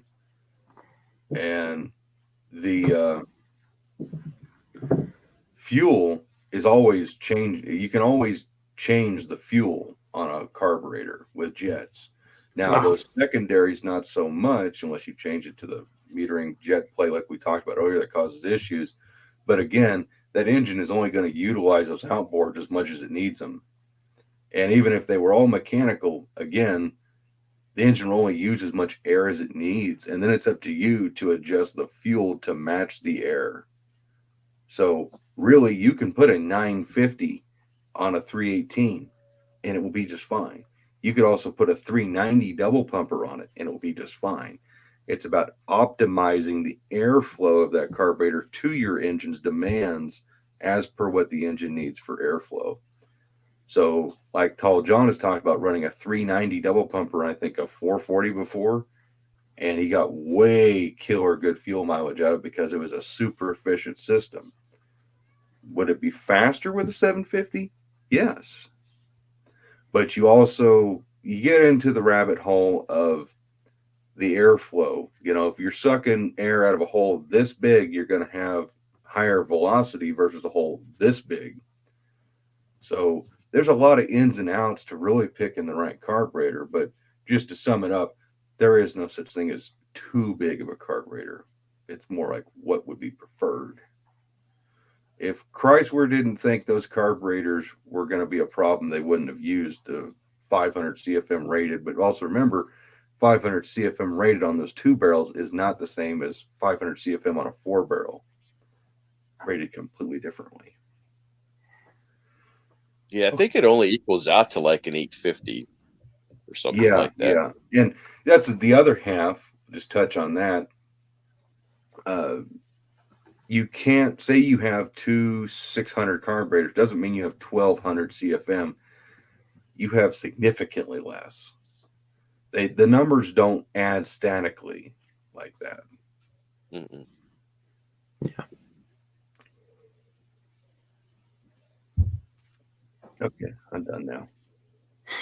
Let's talk about something fun. I don't know. What do you think of the Olds Camaro? Oh, fuck. I saw your comment the other night and I was going to say something. I think Marty's gone off the deep end. like 200% he is off his rocker, but he got me into it. I went full white trash inbred redneck on him, and I think I became a little too much for him because he was talking about putting that cow hood on it. Uh-huh. And he was debating, do we do the cow hood or the bug catcher? And I was like, well, get the cow hood and cut a hole in the front of it and have the bug catcher peeking through the front of the cow, defeating the purpose of the cow induction hood. And it would just drive people up the wall because it's like, but the cow induction hood is supposed to suck air from the back of the windshield. Not if I got a bug catcher poking through the front. We would have taken the hatch off the back and bolt a back seat into it backwards. I told him I basically told him, you just need to go completely, like, you don't want to go full retard, but you want to get like 99.9%. Yeah. Yeah. He didn't get it home yet, so I think he's supposed to pick it up here soon. So I think it'll be kind of interesting. Mm-hmm. yeah, I think the biggest challenge is just going to be getting that 350 to fit in there and getting the mounts and everything straightened out. I mean, once that's all in there, then the rest of it's, you can create the rest of it pretty much. True. And then he was talking the other night, and he's like, "Well, what do you think about putting a 150 shot on it of nitrous?" And I'm like, no. I said, if I do that, I said, I'd probably go like a 50 or 75 shot. I said, that's a good engine. I said, you don't want to go scattering its guts all over the ground because cast pistons, it's the high compression one. And I said, all you got to do is lean out just a little bit, and then your ring lands are gone. You're going to burn a piston. He likes that engine too. Well, yeah. And that's what I told him. It's just a throwaway engine he doesn't care about. And that's what I said to him. I said, go buy a freaking $200 305 or some shit, and we'll just put a 250 shot on the damn thing and grenade it. I mean, go get something you don't give a shit about. Yeah. I mean, what do you want to run? What do you want to put your good 350? I mean, you want to do it for the fun factor. I get that, but don't go destroying the engine, for no reason. Well, and also putting an Oldsmobile in a Chevrolet. I love that part. Because it's so often the other way around. Yeah. Yeah. And then the worst part of it is we're putting a Jetaway behind it, which is the 2-speed transmission. I was thinking about getting a different daily driver. Kicking the Magnum to the curb. And I wanted to invest in maybe another second gen TA. My favorite are the 79 through 81s. Uh-huh. And I found one the other day. It matched all my criteria, T-tops, everything, minus a 4-speed, but I know that's not in the price range.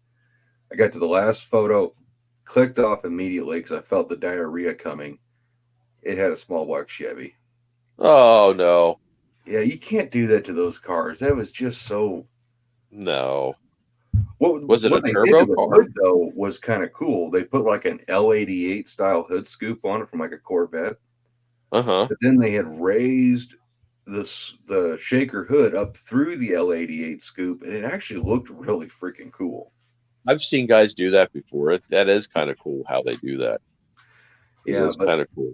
Ultimately, it was the small block Chevy that made me just kind of no, not in that car. Like a Olds Pontiac and a Pontiac is fine, vice versa, but you don't put a Chevy in one of those. At least not to me.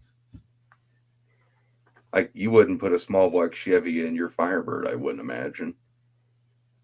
If my 350 Pontiac Grenades is going to get a big block Chevy. Well, big block is a different term. We're talking small block. Yeah, no, I wouldn't put a small block Chevy. Yeah. No. I mean, I had, what was it, a turbo car or was it just a regular shaker car? I don't really TA. For me, those cars, I'm not into the turbo TAs. I want one with a shaker because I like watching the shaker shake. Yeah. Watching it move around when you're driving it. Yeah. They're hard to find anymore. Everybody trashed. I mean, it's like they go from like full on trailer park to like super nice. And Yeah, there's there's like no no between cars. I think that'd be a good car that I think Anna would really enjoy because that's something she's never been around. Is those late '70s? Just what they're horrible in horsepower, but they're just so stylized and cool. Oh yeah, yeah. I mean, and they're comfortable to drive. I mean, they're not a bad driving car. And that's, I mean, if you want to get a late '70s car, sorry being a Mopar guy, but we didn't have jack shit that was cool in the late '70s.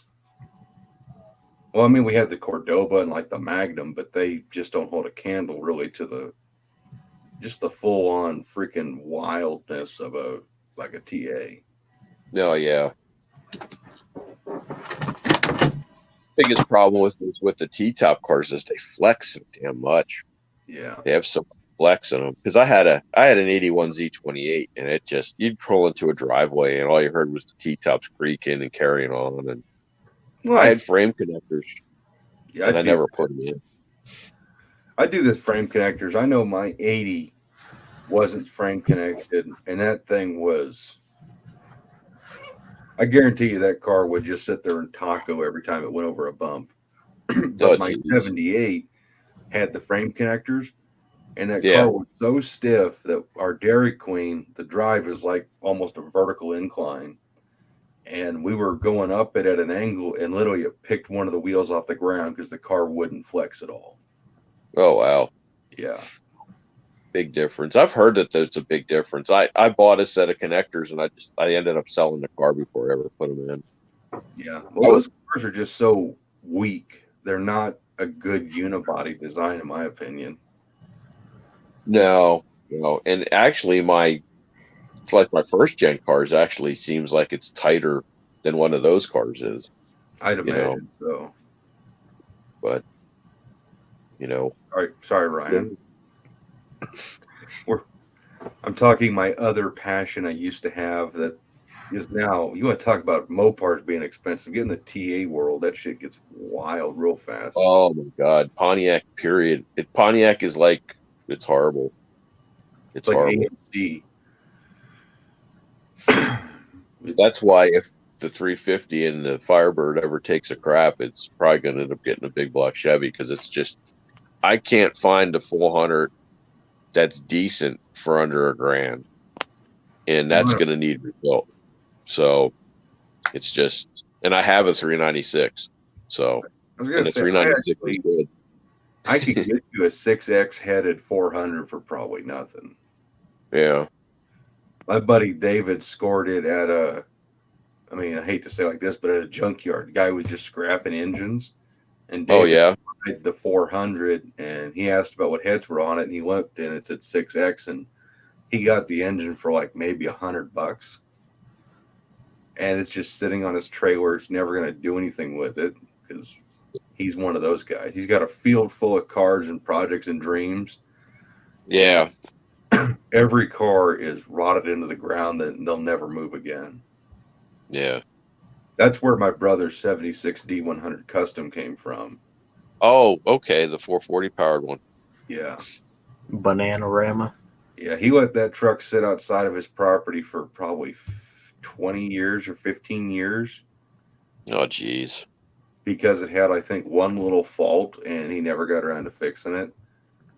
And I like David a lot, but he's the guy, he'll start a project and then it'll never happen again. Yeah. I'm sorry, Jay, go ahead. No, I was just going to say, he's got an A100, a number of A100 vans out there, but every car to him is like storage if it doesn't run. And one of those vans, he opened the doors on it, and my jaw hit the fucking pavement because it was literally from the floor to the ceiling intake manifolds. Jeez. That he had my God. Jeez. But the problem is that van's not sealed up real good. All those intakes have been rained on for years, and they're all basically worthless now. Yeah.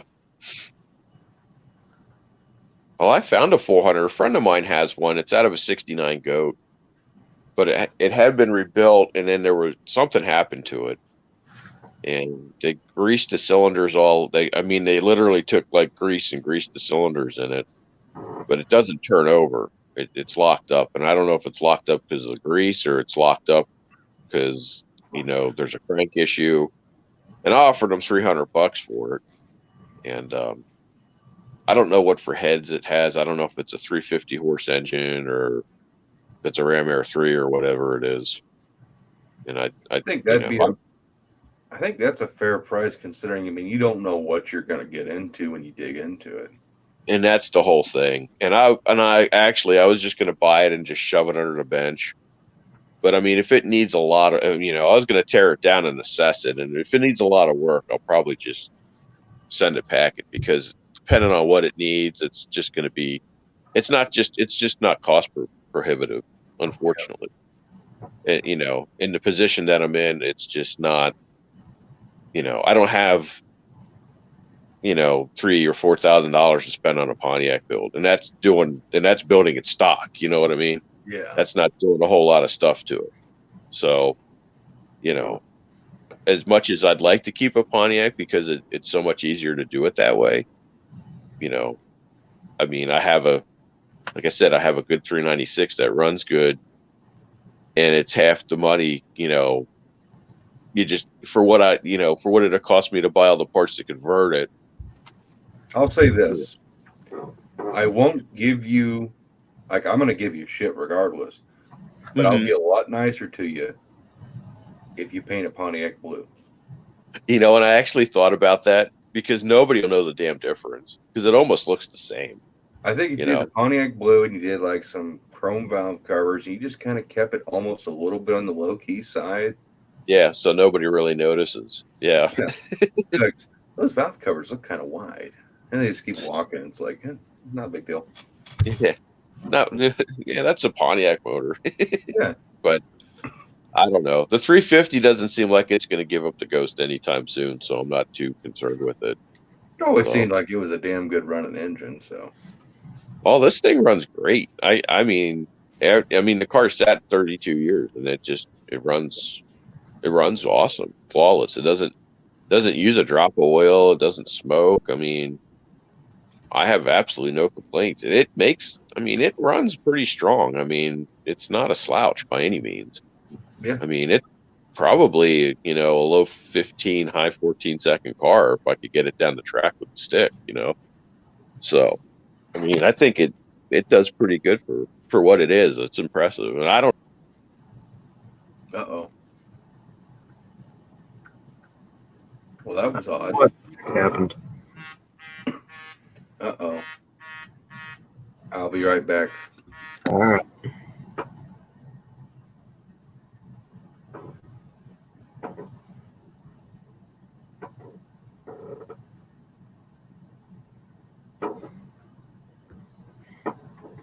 There we go.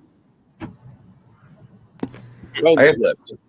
I will have to peel out here in about probably 5 minutes because that's Roseman. Yeah. And we got a little bit of business we got to talk. Yeah, I was going to kill it like at midnight, which is like 5 minutes. So, Okay. Yeah, we're good. Sorry, guys. I'm sorry, Jed. I didn't mean to. My phone slipped and. Oh, you're good, man. You're fine, Chris. Funny, as soon as you did that, my phone started ringing. Yeah. Oh, jeez. Nice. I got too many projects, and let me just go through something here quick. Oh, Jesus. Here we go. Hang on. Let me. No. List. This isn't a list thing. I wasn't going to smoke again this soon, but I'm going to need it. No.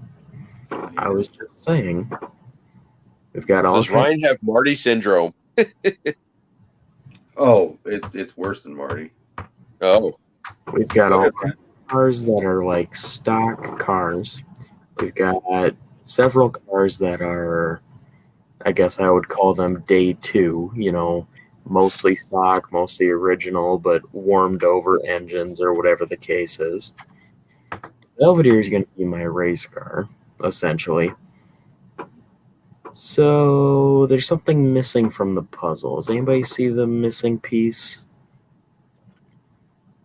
I need a street freak. Oh God. I think one project at a time, Ryan.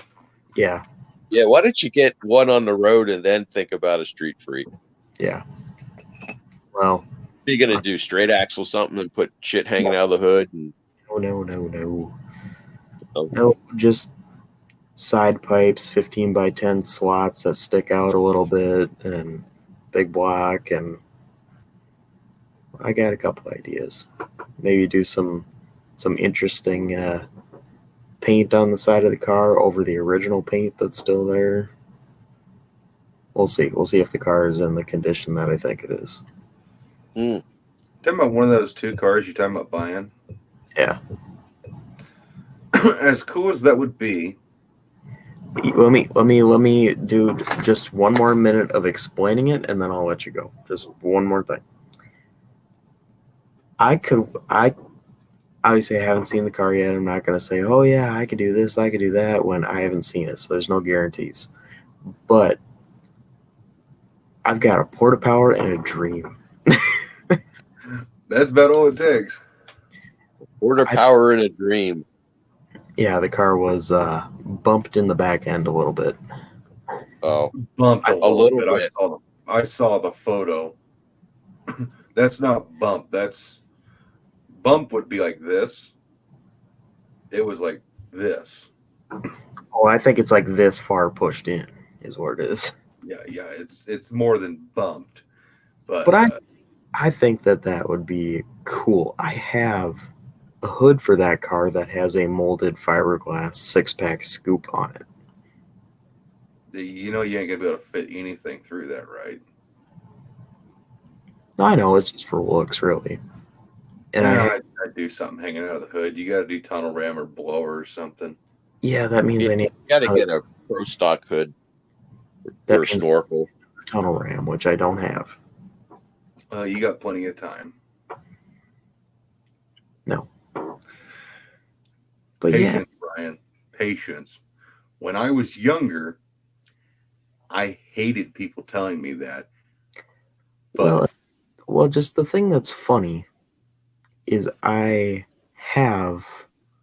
we bought a parts deal probably a little over a year ago that a lot of stuff was from a 72 or 73 CUDA that it was basically kind of like a street freak sort of thing that a guy took apart and did a full like stock restoration and made it into a 71 CUDA. Anyways, I have an 8 3/4 and sure grip and drive shaft and transmission crossmember and a bunch of stuff from that car that would just fall right into place on that other one, which makes it kind of interesting, we'll say. And I don't know anything about them. I need to do a little research. Maybe you know about them. I don't. I have monoleafs from that car. oh, like Caltrax. Well, I don't know crap about them. They're like Fiberglass. they're not Is it fiber, fiberglass? resin almost. Yeah. Oh, now you said monoleaf. Mm-hmm. Yeah, he said monoleafs. Yeah. It's like a leaf spring, but it's just one piece. Yeah, that's probably fiberglass. I don't think it's fiberglass. I could look. It's Yeah. it looks like an epoxy or a resin. It's weird. Yeah, they make them for the Camaros and stuff and Firebirds, and it's supposed to like a drag race application. It's supposed to, I guess they're supposed to work a little bit better. I don't know. But throw those on there, and I'm kidding when I say this, Chad, but like 10-inch shackles. Oh my God. See, I'd go full Mad Max on one of those cars and leave the front clip off. And All there except for the hood, and I have the hood. leave the hood off. You don't need it. And just chop towards the inner fenders, big gnarly fender wells, and build a full-on Mad Max zoomies, true zoomies, popping up out the front dog legs of the fenders. You want to build a true cartoony car? Bob's your uncle. I want side pipes. I've never had anything with side pipes. I've never even thought of anything with side pipes.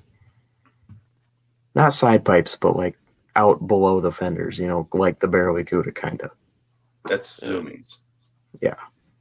Zoomies exit real soon. Side pipes run the length of the car, Yeah, like the van or Brian's Duster. I knew what I was trying to say. I didn't have the words. Yeah. No, patience, Ryan. But yeah, and all the paint on that car actually is decent underneath the moss and crap that's growing on it, and I love the color that it is. Hey guys, I'm gonna tap out. I'll talk to you all later. Okay. Yeah, I'm working to the same in a minute here. Yeah, good talking to you, Chris. Likewise. Yeah, one thing at a time. One piece at a time, like the Johnny Cash song. Yeah. My cat is in the ceiling. Oh, that's nice. I wish I could turn the camera, but I can't. Oh, you jerk. I heard that. She just tore the insulation off the wall. That's nice of her. You jerk. All right, well, it is getting a little bit late. And I got to call Roseman, and that can potentially last the rest of my night. yeah, I got a phone call to make. You got a phone call to make. One quick thing to check with Roseman, just let him know that guy never called me back or anything.